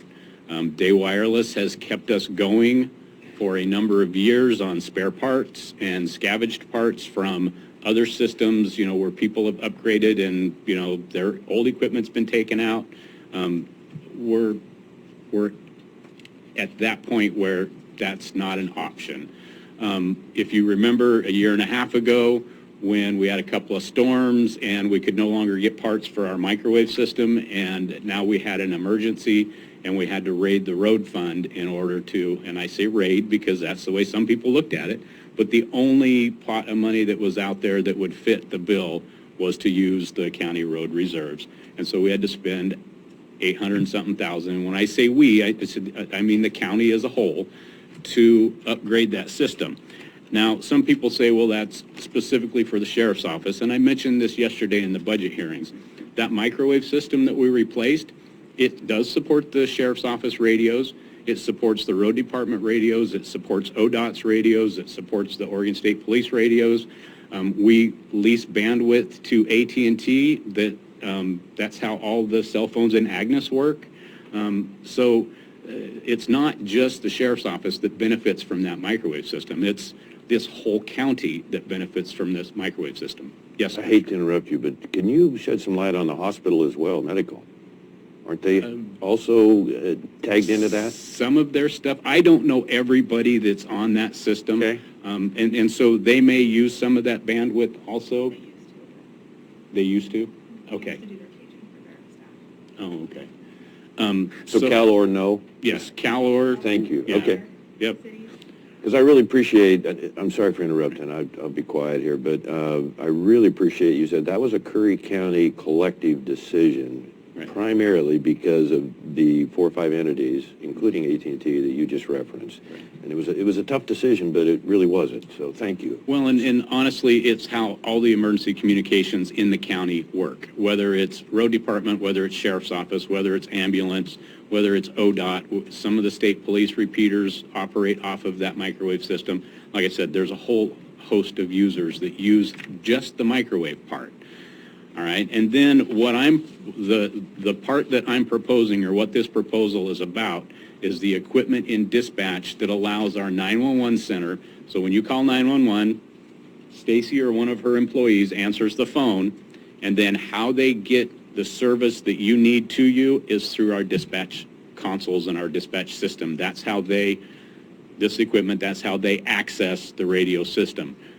That's the part that's not, it's not a matter, and I've said this to Commissioner Pash, it's not a matter of if this breaks, it's when it breaks, because it is old equipment, it does break, that all of a sudden our dispatch center is not going to be able to communicate with the outside world. And so what I'm asking is that with some of the funding that we'll be getting from the Coronavirus Relief Fund, that you can use it for infrastructure for the county, that we look a little bit progressive and say, you know what, we know that this is way past end of life and it's going to break. We have some money. This was purchased originally through a grant right after 9/11. That's how the whole system was purchased. We have the opportunity to have our system updated, a big portion of it, that's not being borne by the taxpayers of the county. It's being borne by money from the federal government, so that's what I'm asking for. And as far as the nuts and bolts and how it all works, that's why I brought Sergeant Aranda with me, because she operates the system every day. So we are open to any questions. If you would explain exactly who, when a call comes into the 911 system, who could that call go out to? In other words, accessing, again, every part of the county and all the first responders and others that that board helps. We dispatch for the City of Gold Beach Police, the City of Port Orford Police. Would you mind, you're just a little faint there, and also identify exactly what you do, if you would, please. You got some little authority here. I'd like to introduce you properly to the public. I'm Sergeant Aranda, and I am the dispatch supervisor for the Curry County Sheriff's Office. Thank you. Gold Beach City, Port Orford City, the fire departments, North County, all the way down to Pistol River. So from Langlois 6s down to Pistol River, all those fire departments. Coos Forest Patrol accesses our radio. We monitor OSP with our radio. We don't have permissions to talk on that channel, but it's been a great help for us. The boxes that we use to transmit our radio traffic, Day Wireless has already pieced some together to have us functioning the way we function now. So it's helpful that they get parts and pieces from other counties who've already upgraded, but we're running through those pieces also. The operating system that makes it function is Windows XP, which end-of-life support was in 2014. And you have to use a large computer tower. We can't upgrade to the newer computer towers. It just doesn't work. They've told me when this dies, you're not going to have any operating pagers or radios from dispatch.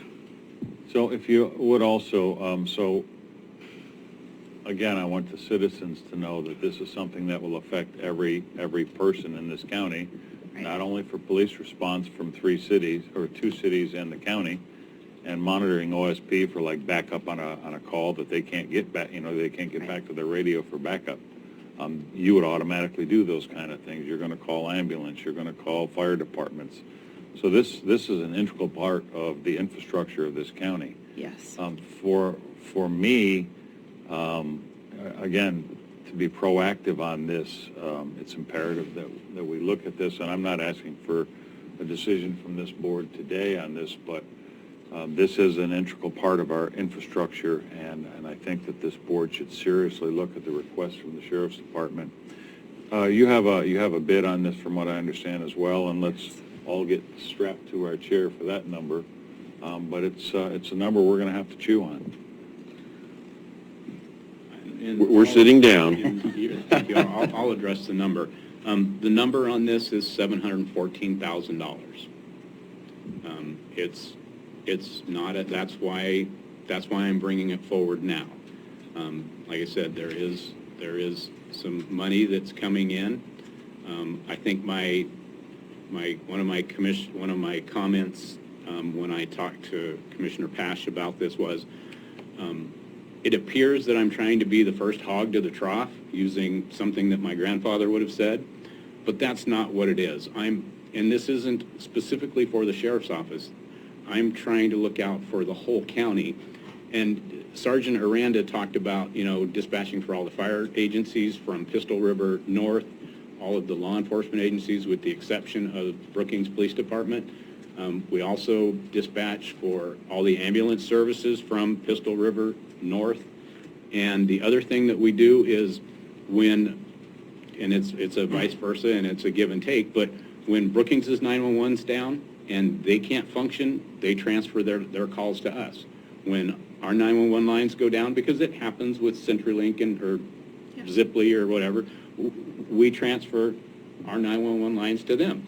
It was just 2 weeks ago that everybody's 911 lines were down, and Douglas County answered our 911 calls in the county and then would transfer stuff here. So, I mean, this isn't something that we can do that affects every citizen in the county. Whether you live in Brookings, yes. Does it affect the people of Brookings every day? No.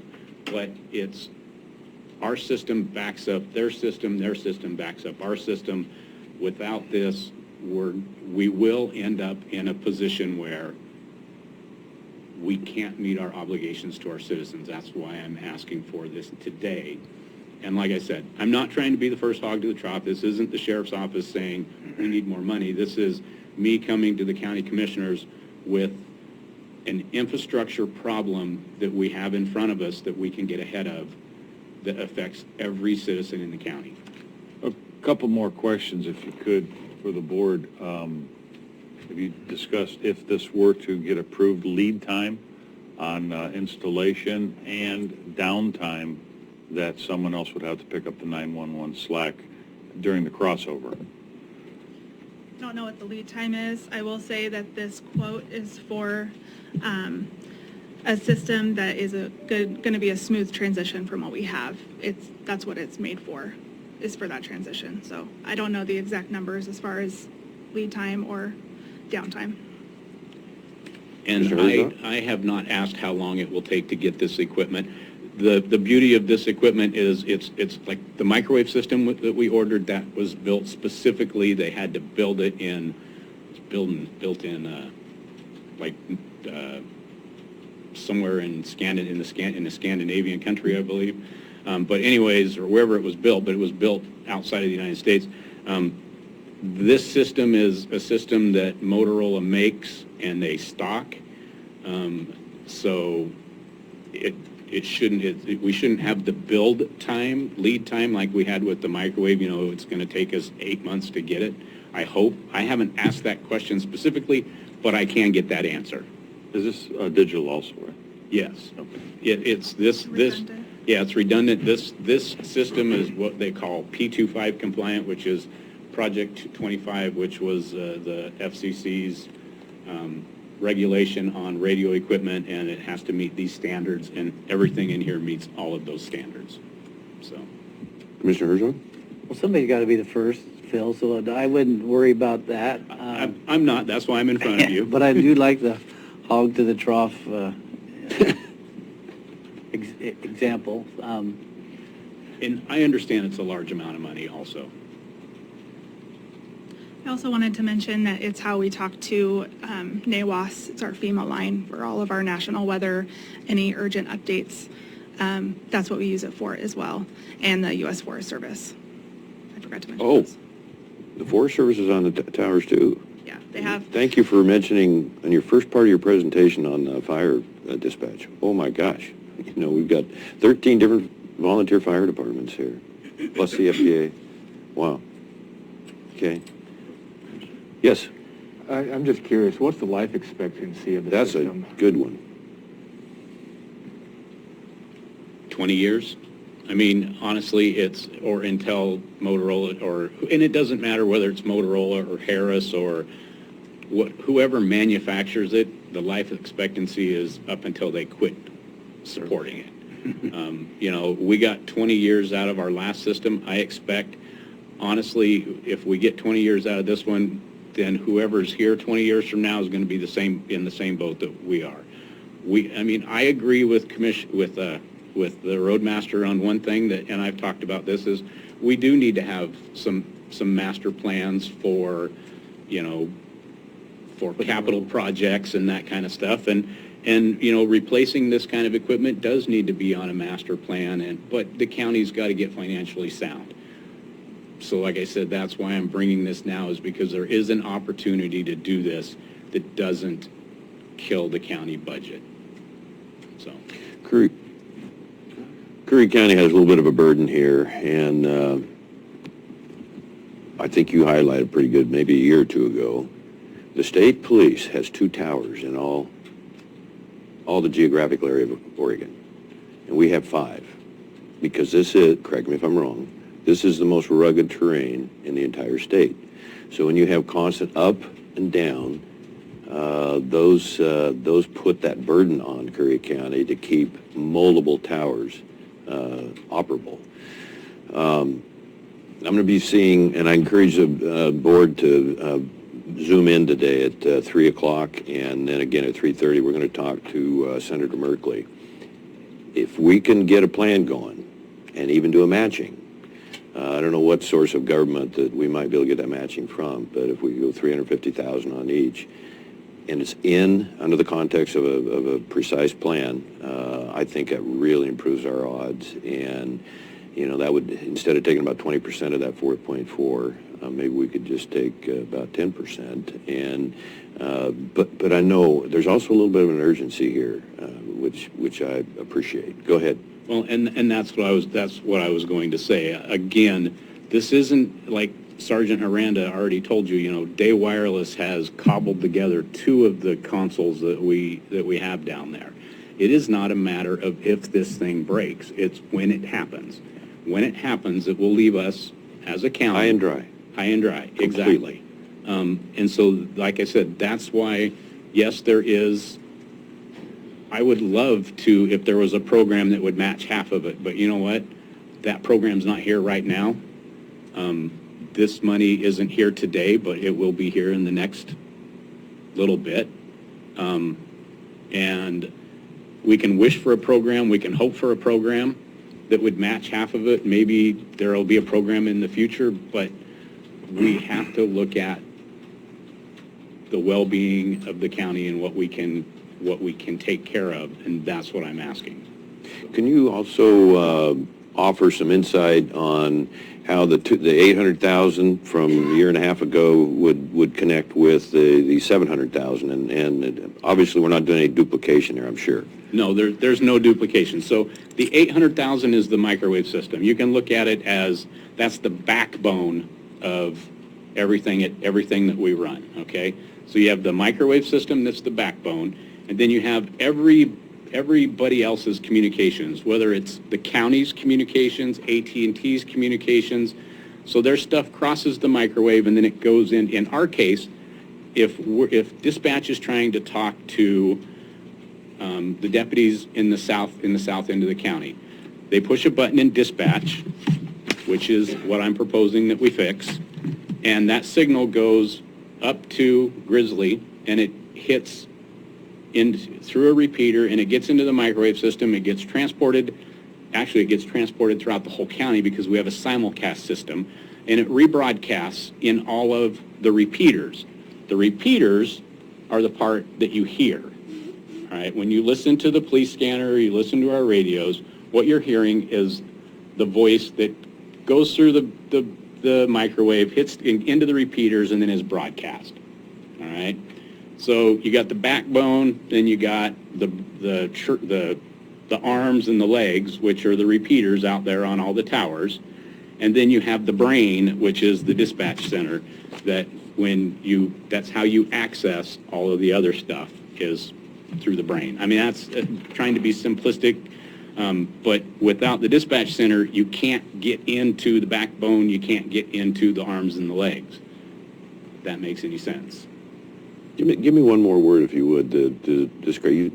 The backbone's pretty easy to understand for the 800K. So the 700K, what word did you use there? Or brain. I mean, it's the control center. Awesome. Thank you. Commissioners, anything else? Well, I just want to say I think we are to try and evenly throughout the county address every citizen with the most support that we can evenly.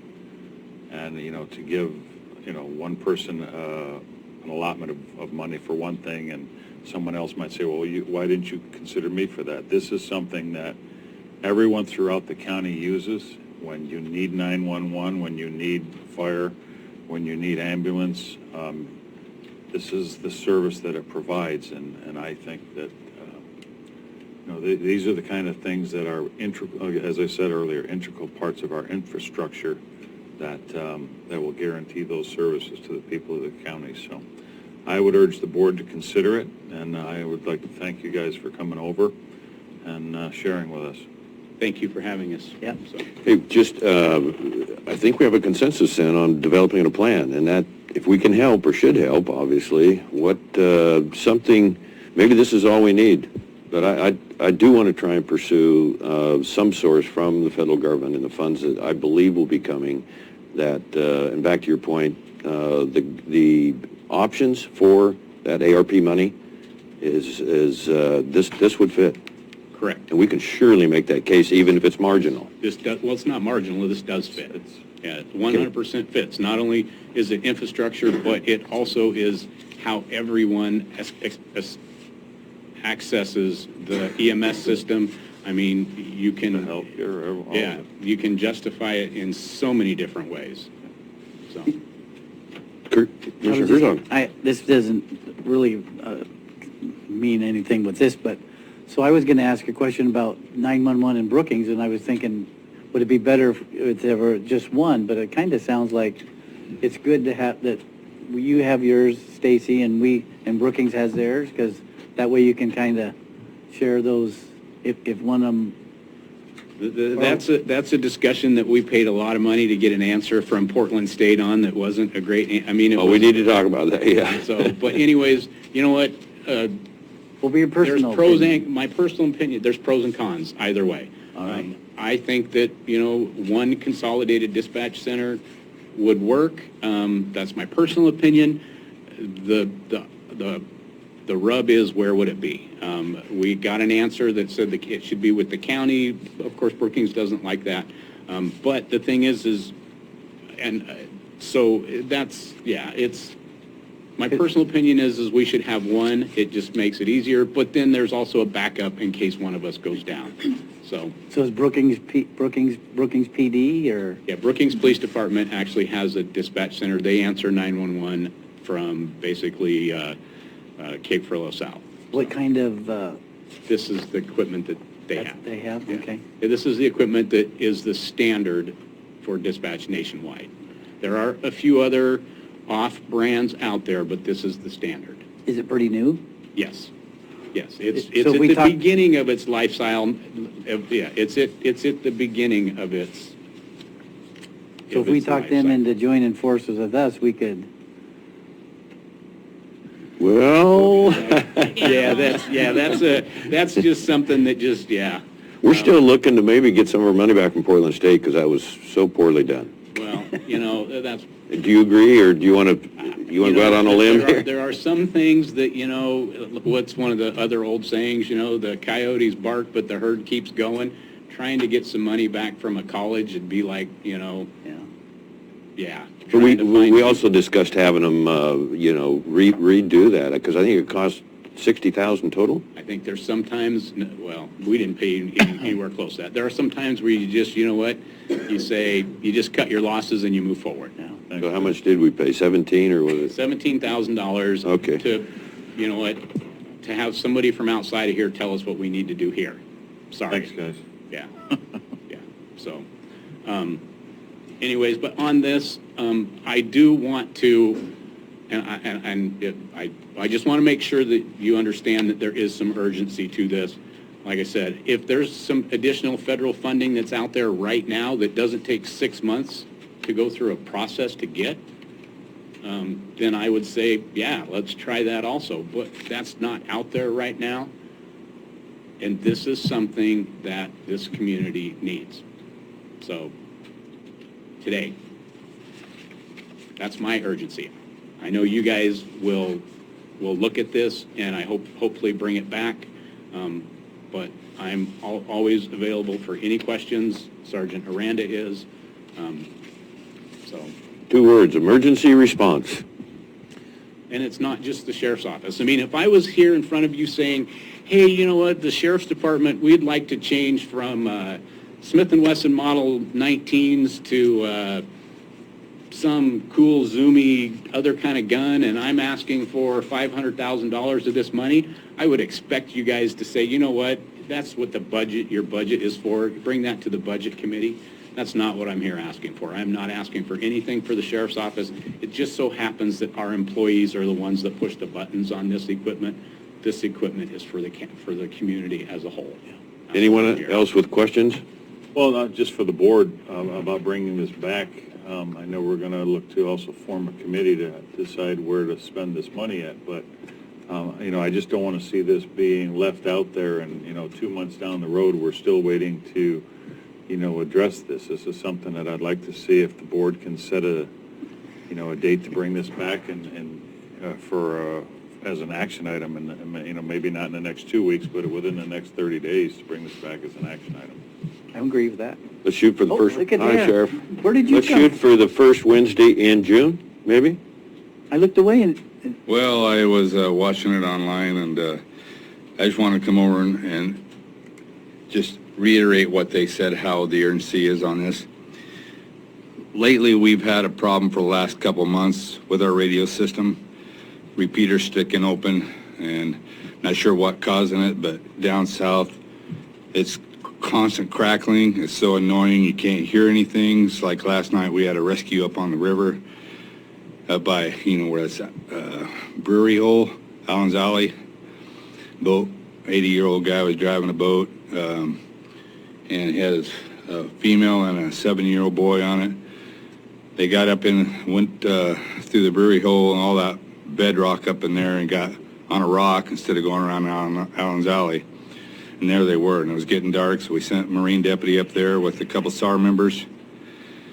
And it was very tough to hear what they were saying. Our Marine deputy ended up getting his boat stuck and trying to get the people out of the water. It all turned out pretty well, but my point is it's been an ongoing issue. We're having trouble with the repeater sticking open in the South County. I did just get off the phone with Day Wireless, and they said that they think they found the problem. They got a bad wireline card. It's either on Bosley or Black Mound. They're going to be over, and they said trying to find the part was very difficult, and they finally found the part. And they're going to be over tomorrow to try to put that in to see if that will alleviate that.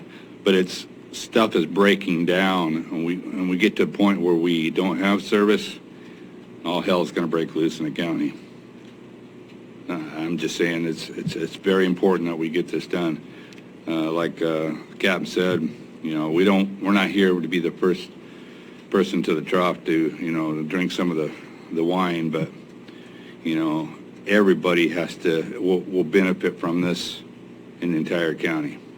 So unfortunately, it's a timing issue. I know we got money coming in, but we don't want to try to raid from the road fund reserves. This is how we can come up with the money to fix the problem.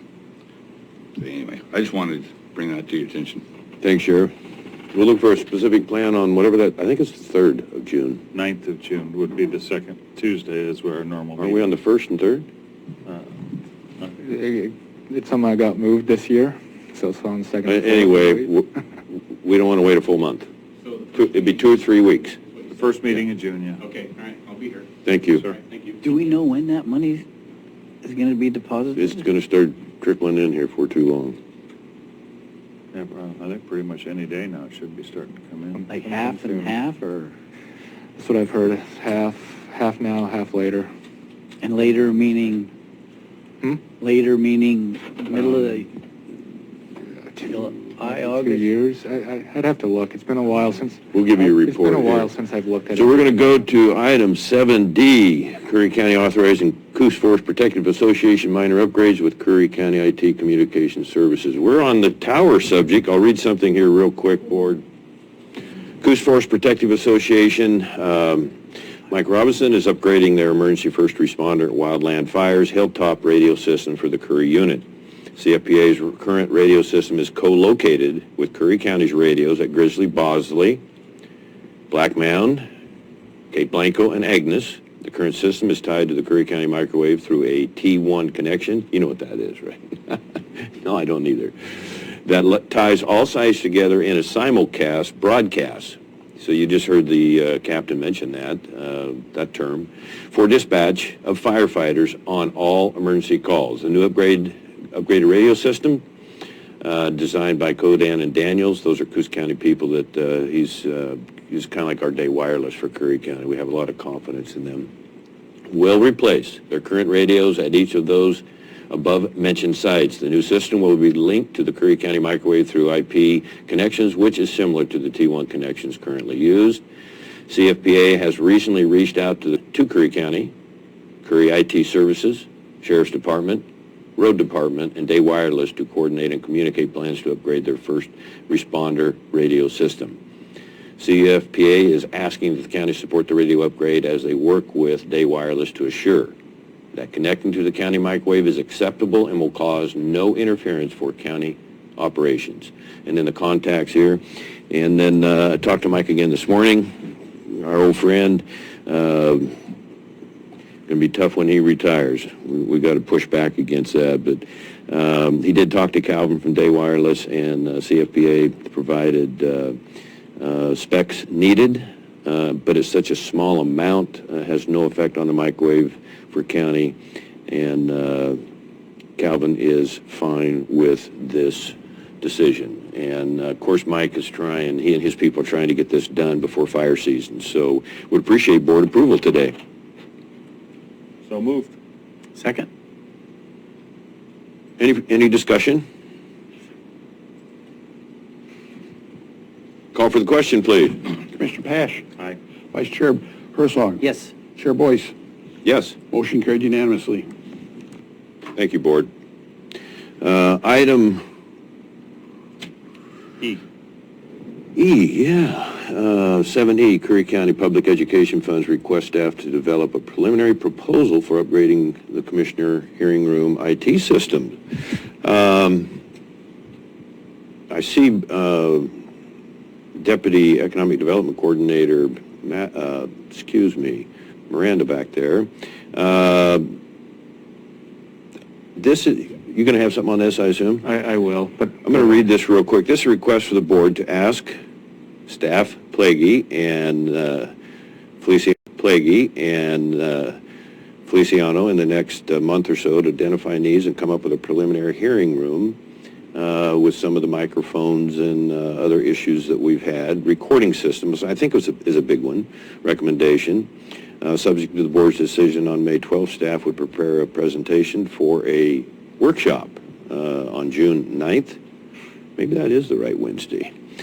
Any possible commissioners' hearing room systems upgrade would likely be eligible for the PEG funds. And but I said the balance is around 40. That's what Miranda and I talked about a month ago. I may have that incorrect. It might only be 30 or something in the remaining balance.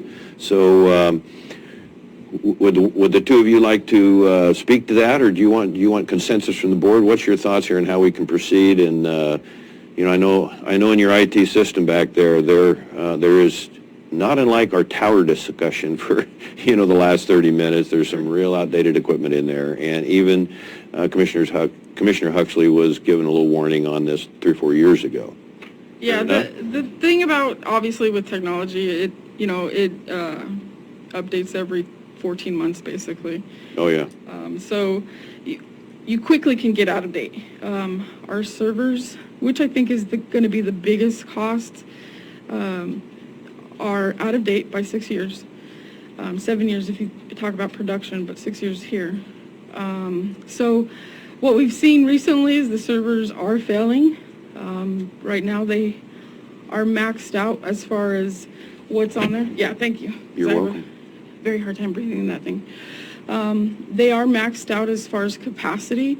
So what we've been doing, and I think unfortunately my predecessor didn't set up, was sort of a system to make sure that the meetings that are on the server right now, which I believe are around 2 terabytes full, he didn't have a way, he didn't actually set up a system to delete them so that the server actually was working properly.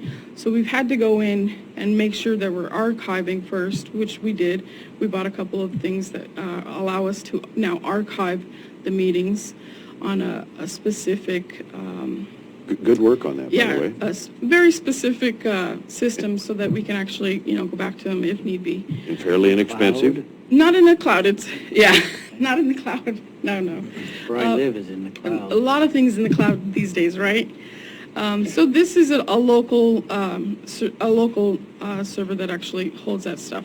But what we've seen is, as we're taking off these old programs, it is causing a lot of issues with the servers. So the server isn't liking the fact that we're putting new programs off, pulling programs on.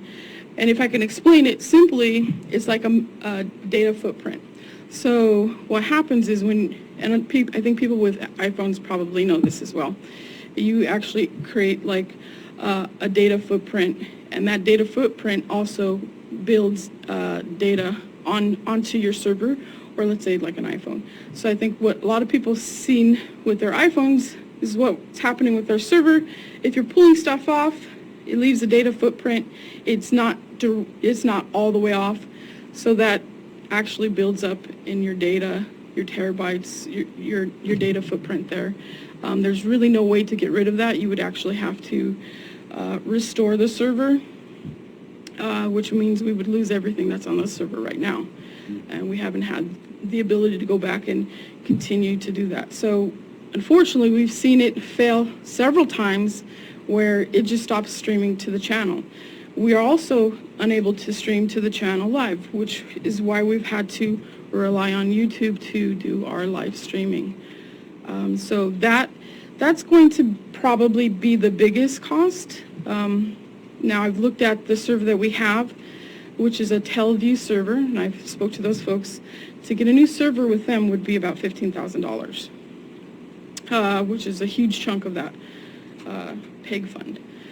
I have a server in there that isn't being utilized and was specifically meant for a different system, which hasn't been implemented.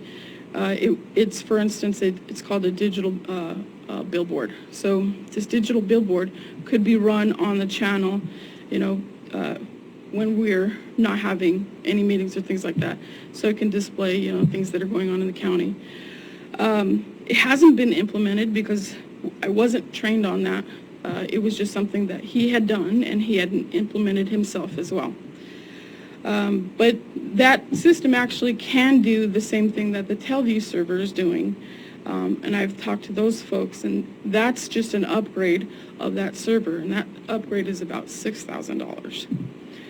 We would want to also include that we're getting the support, so that might be a little bit more. I haven't looked at the support cost for that, but when you're dealing with these sort of servers, you want that support system so that if something fails, because I'm not an IT professional, I have a lot of IT experience, but I'm not an IT professional. So let's do this. Let's go to Sir Eric and then to Director Rickard. And, Sure. What I want to get today is board approval to look for that presentation. And, Yeah. I would ask you, go ahead. I'm sorry, it might save a little bit of time if I'm allowed to speak first. Okay. Okay. So Commissioner Pash brought this up a few months ago, and I started working with Miranda and Eric on the IT needs for this room. I think we've kind of gone through everything at this point, and we know we have the recommendations. Because of budget and a couple of other things, it got put on hold. But I don't see any reason why we can't bring it to a workshop next week with the specific needs and the different options for the board to decide on.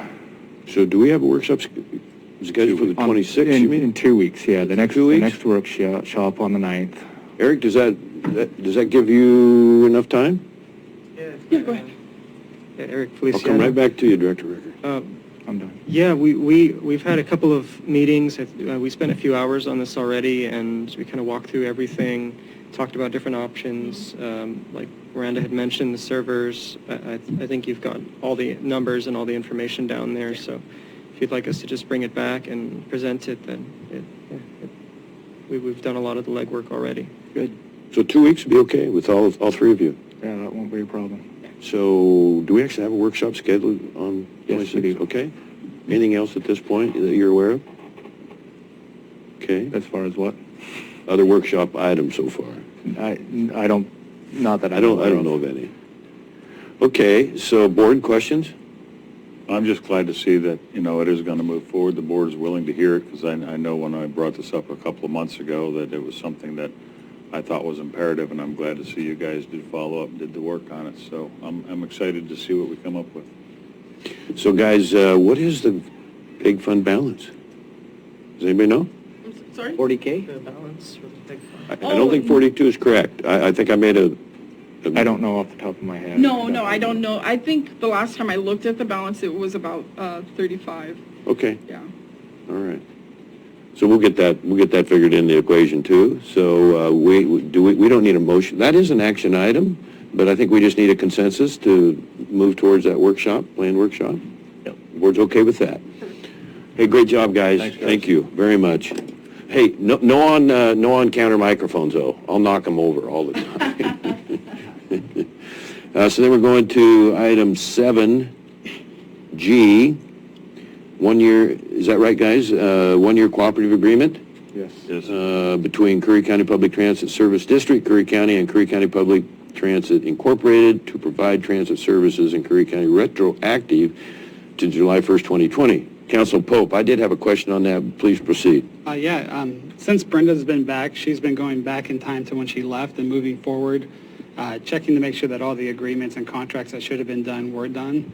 For some reason, this one either fell through the cracks or it wasn't recorded. We can't find a copy of it. So this should have been brought forward and signed about this time last year.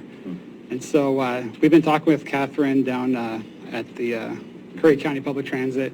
And I think the best way to move forward is for us to retroactively sign this going back to July 1st. We are working on a new agreement and updating it that we'll be bringing in front of the board probably next month for the year moving forward. So what we're asking is for the board to sign the extension retroactive back to July 1st, 2020 and expiring on June 30th, 2021, which at that time we'll have the next year's agreement. Board? Need a motion? Nice work, Brenda. Nice catch. Before we make a motion, thank you, why don't we just do this and bring it up to date for the second year?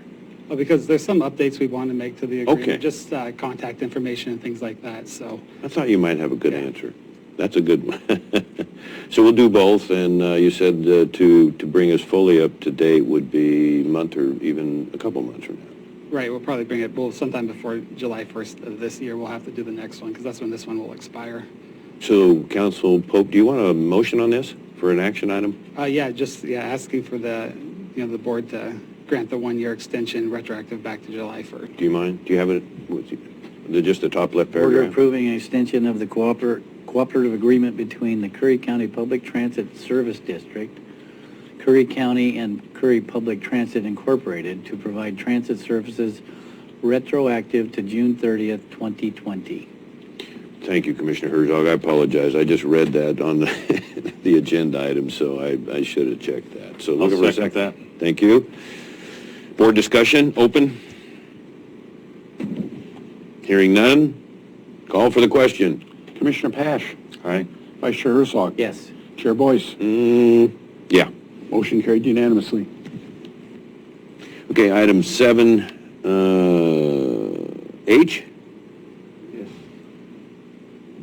Curry County Support Coal Rivers Hatchery request for appropriation-specific studies in engineering. Attention, U.S. Senator Jeff Merkley. Our timing couldn't be better today. Are you tuning in for that, Matt Hall? I'm going to put you on the spot. Brief background from Steve Byerland, and he was going to have some additional information. Did the commissioners get an update on that since we put this on the agenda last Thursday? So none of us received that. Not a big thing, and I'm drawing a blank, but it was an update in the figures, I think. Brief background from Steve Byerland, Curry County Salmon and Steelhead Recovery Coordinator. Just for the public, we are seeking a support letter for additional appropriations to the U.S. Corps of Engineers budget fiscal year 2022. That will expand on the proposed $814,000 for studies in engineering of the hatchery water source that is currently in near failure and actually has been for over a decade. In addition, we hope to secure funding for hatch house modernization, a backup emergency water source, hatchery pond repair upgrades, other hatchery grounds needed repairs, and spawning channels located below the dam. That's a lot of work.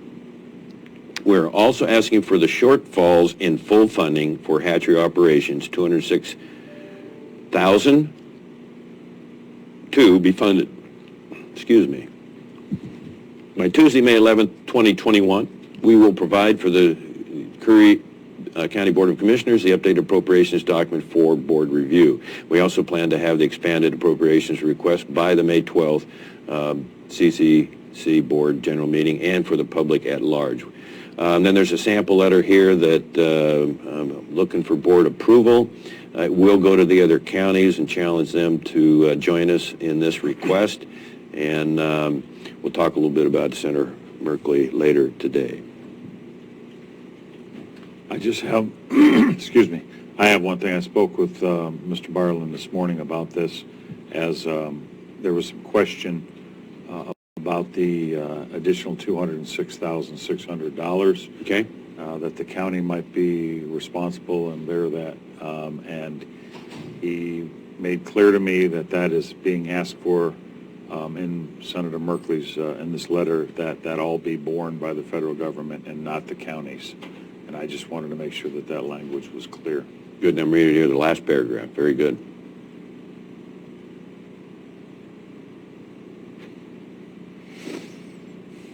So, board, do you like the letter, or can we proceed as soon as possible? I'm fine, yeah. Me too. May XX 2021.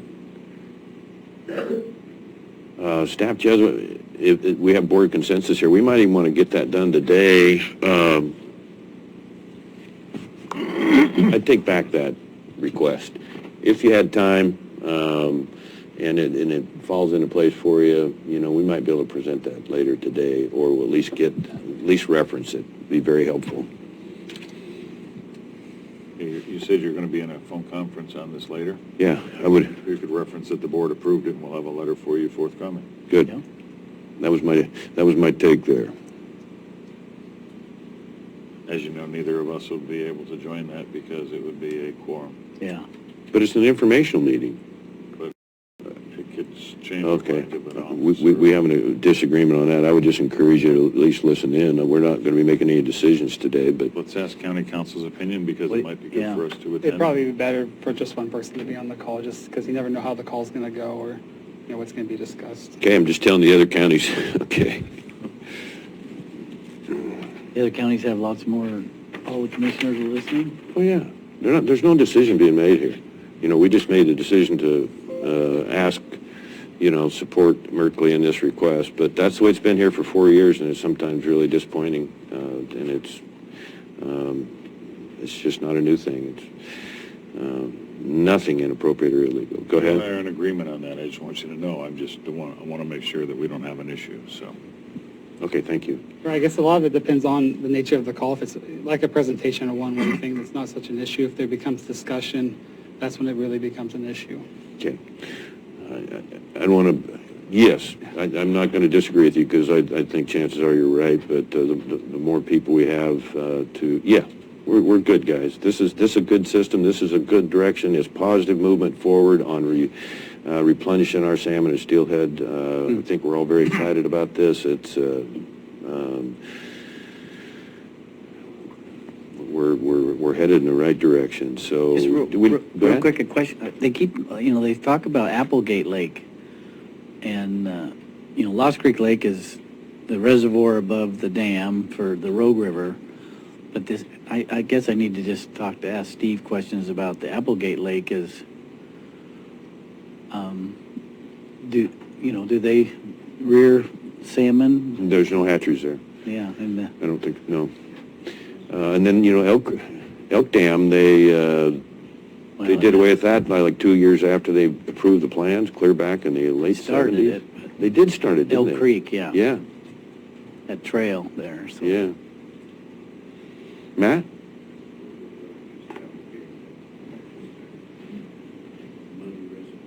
It's not muddy.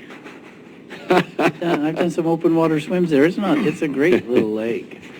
Okay, so now, guys, we are at 7I, proclaiming May as Mental Health Awareness Month. Staff Jesuit, here we've got the resolution. I'll read it real quick. Whereas mental health is part of one's overall health and well-being, and whereas 1 in 5 adults experience a mental health issue at some point in their life, and 1 in 17 adults live with a mental health illness, 1 in 17, such as major depression, bipolar disorder, or schizophrenia, and whereas approximately 50% of chronic mental illnesses begin by the age of 14 and 75% by age 24, and whereas 15 million children have a mental, emotional, or behavioral health condition. That was before 2020. Whereas there are often lengthy delays between the time symptoms first appear and when an individual seeks treatment. And whereas early diagnosis and treatment can make a difference in the successful management of mental illness and recovery. And whereas it is important to maintain good mental health and learn the symptoms to identify mental illness. And whereas every citizen and community can make a difference by helping to end the silence and stigma that surrounds mental illness, encouraging those individuals who may be suffering from mental health issues to seek help. And whereas public education and civic activities can promote good mental health and help improve the lives of individuals and families affected by mental illness. Now, therefore, the Curry County Board of Commissioners do hereby proclaim May 9th, and we already did that, and the month of May 2021 as Mental Health Awareness Month. Thank you again to all the wonderful members that serve on the Curry Suicide Awareness and Prevention Committee. So, Board, this is an action item. And it is the 12th of May, so we're not too far behind on this. So do you need are you looking for a motion? Yes, sir. I move that we adopt in the matter of a resolution proclaiming the month of May as Mental Health Awareness Month and declaring May 9th as National Children's Mental Health Awareness Day. Is that a second? I'll second. Moved and seconded. Director Rickard, I saw you. Was your hand up there? No, it wasn't. Thank you. Any further discussion? Roll call, please. Commissioner Pash. Aye. Vice Chair Herzog. Yes. Chair Boyce. Yes. Motion carried unanimously. We had director's report. I have nothing this week. Okay, I'm going first here. Let's see.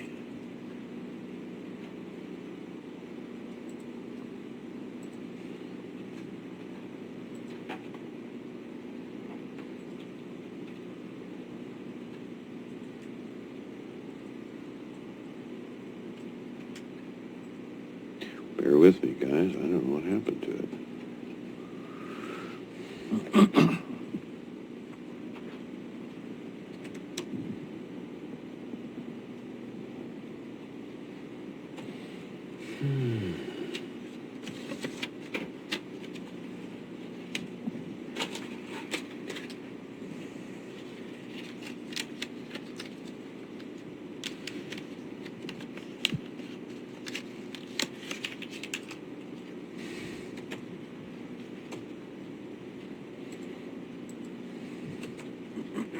Boy, the suspense is...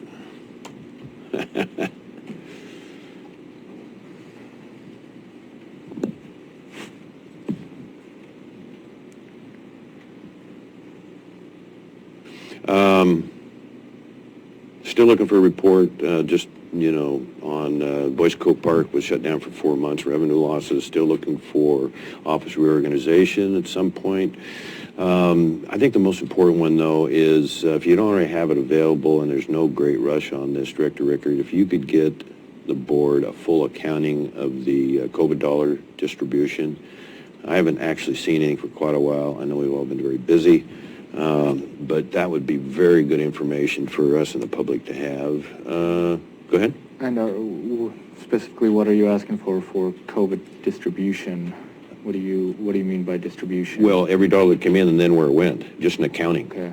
So we received this year $530-ish thousand. It has not gone anywhere yet. It is sitting in the general fund waiting for disbursement after we close out the year. And that has a specific guideline so we can spend that on? No, we've been reimbursed for those specific guidelines, and then it'll go out based on that. Well, I'd like to see a specific written report, and then you may have recommendations, or as you just said, Commissioner Herzog, guidelines, just so we have an accounting. I can look for all. something. Yeah, thank you. Then we had a funders meeting, the Rogue River Siskiyou Regional Fire Training Center with several big funders. The only one that wasn't there was the Ford Family Foundation. And that was just about 10 days ago, and it just couldn't have went better. Wild Rivers Coast Alliance, several other smaller funders, and we went over the hour, and Cam Perry, Gold Beach Fire Chief Tyson Krieger, former state rep Wayne Krieger, and a couple others. And so we're moving. It's a slow process, but we think it just has tremendous potential for our county and training firefighters to go all over the western United States. Director Rickard, do we have, let's see, today's the 12th. When will our next management meeting be? It'll be a June, roughly. Second week of June. Second week of June. Okay, so that's a month. I just don't want those to get away. I think those are really important. I think you agree. I'm just a little concerned that we've only had a couple so far this year. This month was canceled due to the budget meetings we had yesterday. Sure, just one commissioner, I want to have a better reason than canceling than that. I don't disagree that the budget took up our time, and so I'm okay with that, but in a general sense, I want to make sure that we continue those meetings and My get the intent is commissioners to have involved. them as often as we can every month. Okay? I wish we could have 2 a month, but I don't know if I can get agreement on that or Only not. 2 a month. Huh? 2 a month is excessive. 1 a Okay, month. that's your opinion, okay? But I think that bringing our departments together is paramount, especially with the budget thing we're seeing. I don't see it as excessive as all, but anyway, does the board want to weigh in there? We could still get one in June, or in May, couldn't we? That would be I'd my... rather postpone it till June because of budget issues and everything else that I'm working on. Okay, on 526, I'm going to be bringing a workshop on the excess vehicles. I use the word excess, that's not to be negative, but I think we need to bring that up to date. You saw a little discussion yesterday with Roadmaster Christensen. I think he's got a pretty good handle on things, but I really liked your comment, Commissioner Herzog, and the challenge to our departments and our staffs that use vehicles. When they're older, run them till the wheels fall off. That's not a direct quote, by the way, but it's how we save money. And we got a lot of vehicles out there that have some good value right now. And Commissioner Pash, you may want to speak to that during this workshop. But I want the public to know that when they see a car lot full of cars, that we're not indifferent to trying to save money and really be accountable for those vehicles. I'm also on that day hoping to have a workshop just on working from home. That may be outdated from some of the different departments because as the county opens back up, the state opens back up, the country, I assume that there may not be a lot of people working from home, but this come from one employee almost a month ago now, and we just couldn't squeeze it in for this meeting. And, I just don't want any, just personally, and as a commissioner, I would like to avoid any dissension that, well, he gets to work at home, but I don't, or whatever the case may be there. Commissioner Herzog? Brad, I just asked, do we have a lot that right now, or what's the I can't think of any off the top of my head that are currently working from home. Okay. None, but that's why we need to have a workshop to see if that's valid. And also, are we going to have a county policy down the road when we get hit again? And, I know that a lot of them say, hey, let the department heads decide that, but I think we need to look at the possibility of having a policy so that everybody feels like it's kind of a fair thing. Go ahead. Nothing. Okay. If you don't feel good, stay home. That's my... What's that? If you don't feel good, stay home. Well, no, it's working from home, though. Yeah, but, and then sometimes we even authorize some equipment that was purchased to go home. Not in a big way, but say, okay, if I'm going to work from home in this time, and then I'm going to need this special chair or whatever. And so, what's going to be our policy? Does the board agree we need a policy? Probably. Maybe not. That's what we're supposed to do, is set policy. Thank you. So we'll see you on the 26th on that one. Housing, I got a phone call from one citizen that, is really disappointed in the board here that we don't worry about the homeless, and, of course you have to keep the housing and the homeless two separate issues. However, we do have a committee. I think it started off pretty rough. No one's fault. It was just IT issues. But I think we need, and you were going to try and attend those meetings. We have a meeting Friday. Okay, 2 good. to 4. So. Good. So I can speak to this person, and I have no trouble assuring them that, hey, we are taking this seriously. We have, we have a housing coordinator now shared with Coos County. We've got a committee that's invested and dedicated, and I'm still going to try and find the time to get a site review committee that goes to our planning department, so when builders, developers come here, we help them understand what the incentives are for developers to come, what the disincentives are. NeighborWorks Umpqua thinks that we could get a grant relatively easy to do a simple survey on what buildable lands are available in Curry County. That is a big one. You know, we're hearing that Brookings is running out of space. Just a few kind of subcategories there that could be a benefit and help us move things along. And we'll refer back also to House Bill 2377 from David Brock Smith that was from a couple years back that we're not using, that we could be using, that could help. That's all I have. Any questions? Oh, there was one more thing. Just when a commissioner needs public information, I have a deal here from John Huddle that he wrote clear back on the end of March, and it's changing the policy. I had to pay $45 for a public records request out of my personal account, and I just don't think the commissioner should be in that position. He's responded, so I'll bring that up to the board later on, but no commissioner should have to pay to fulfill his or her responsibilities and be accountable and not have information available that legally should be provided. That's all I have. So, Commissioner Herzog? You know, I don't have a lot. I just was thinking, you know, talking about housing. We're in such a predicament with prices right now with, oh man, you know, a sheet of plywood, $65, $70 for a sheet of plywood. Somebody said, that was a month ago, so $7.50 to $10 for an 8-foot 2x4.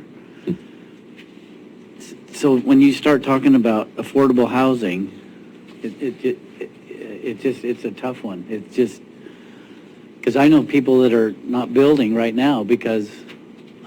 like contractors? Yeah, contractors that thought they could wait because the prices were high a couple years ago. And now it's exponentially out of sight. And, you know, I drove past a place the other day in Brookings and they had a unit of plywood from Weyerhaeuser, and it said Weyerhaeuser Gold, and literally, I think it was like a 4x8, you know, unit of plywood that is solid gold almost, and it is really tough. I mean, I know our council is looking for a place to live. We are, you know, I know there is so much building going on, like in the valley, those houses that were burned up in Talent, Phoenix, all over the country. You know, South Coast Lumber, can't get enough people to work for them. They're just, you know, running like crazy. So it's just really tough when we think about affordable housing and how to accomplish that. So, but we're going to talk about it on Friday, and hopefully there'll be some good news. So that's all I have, sir. I really don't have a comment. I just want to tag on to Commissioner Herzog's comments. I did call some, as I have constantly over the years, some friends I have on Wall Street, and the commodities market is, and lumber is commodity, of course, is crazy right now. They are expecting some relief in this next quarter on commodities and expecting commodities to begin to sharply come down. And they said if they don't through the third quarter, then they probably aren't going to, but they are expecting some sharp declines in the commodities market. No, I'm not asking anyone to short commodities right now, but it's just a thought for builders and that are out there that they are expecting some sharp declines. And that's just some people that know the commodities market back east. So hopefully that happens. That's really all I have, Commissioner. Thank you. So we are going to recess this meeting and go into executive session, or 192.6602A, to consider the employment of a public officer, employee, staff member, or individual agent. So, and then also H. Was there an 8? Was there another one? Whoops. Okay. Addition. What? There was an addition. Like litigation likely to be filed. Oh, yes. Correct, yeah. Thank you. Right here. Okay. Was that email? So we're going to change recorders here. When you have a moment, Staff Jesuit. Oregon Board of Commissioners, we've left executive session. We're asking staff to proceed as directed. So we're back in regular session. We have one more agenda on the item. Hiring, oh, we actually have two. No, hire order, and then number 12, other, for a expenditure for Southern Curry County Suicide Awareness and Prevention. So the higher order, is that you, Director Rickard? No, I believe you just read off the high orders and make a motion to approve. There's two of them. Okay, If you want, I can read them. please. And it's part-time custodian for maintenance department and administrative secretary for the assessor's office. Thank you, Director Rickard. Motion to approve, board? So moved? Second. Any discussion? Call for the question? Commissioner Pash. Aye. Vice Chair Herzog. Yes. Chair Boyce. Yes. Motion carried unanimously. Item number 12, other. JJ, I'm going to need some help here on the 1,500 authorization. That was a grant fund for the committee, Suicide Awareness Committee, and they needed board approval on that. So we put it on other. I think we were supposed to have it on last agenda, but, just on this agenda, but we didn't get it under the action items, so. Brenda wrote the order. Oh, yeah. What was that? So I was reading it. Brenda Starbird wrote the order, and it's, she sent it via email. You all have access to your email? I can forward her email to you. Please do, because I didn't receive anything from Brenda last couple of days. Oh, I ever That's shut right. mine down. I haven't got anything. Today? Can you just read the order? He's digging it up now. I think he's going to send it to us. I got to reboot mine. I was already unplugged. I have it here. Once I open it up, I can read it. Now my computer's circling. Just a second. Yeah, because it's not responding. Yeah. Here, we just got it. Draft order? The Order United Way grant. Okay.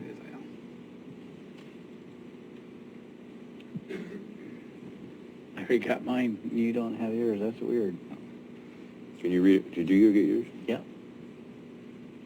You want to read it, Commissioner Herzog? So, did I make the motion, or did you, Chris? You did. I made a motion? Okay, motion. No, we did not have a motion. Not on I'm this sorry. one, no. Yeah. Okay. Well, it's an order approving an United Way Southwestern Oregon grant for the Suicide Awareness and Prevention Council. A grant for $1,500.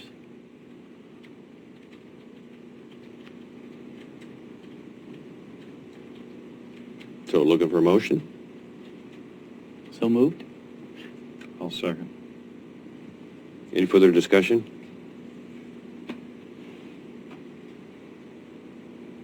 Call for the question? Commissioner Pash. Yes. Vice Chair Herzog. Yes. Chair Boyce. Yes. Motion carried unanimously. I have one more comment that has to do with my serving on the board for Curry Community Health. If you go back and look in the records, you will see that I was serving on there as a commissioner liaison. And so to keep hearing that maybe I did something inappropriate, or perhaps Curry Community Health did something appropriate, it's just galling. And I want that. If you need a record of my resigning and when and why and how, and also when I was appointed, I would offer the board that. I need those personal attacks to stop. Thank you. That's all I have. Who personally attacked you, Commissioner? I'm not going to answer any of your questions, but you have brought it up a couple times. Time to and so- adjourn. Yeah. I didn't hear anything, so just, Well, and that's my problem is I keep hearing that I've attacked, and I didn't attack. I just said you might be friends with him because you served on a board with him. Now we're getting You into know executive someone. session, but since you brought that up, you did mention, Commissioner Pash, that I served on the board as if that was something inappropriate, and you do that a lot. What was the basis of it then? What was it? Why did you Move to reference adjourn. it? Here, you want this? I do. Meeting adjourned. Thank you all for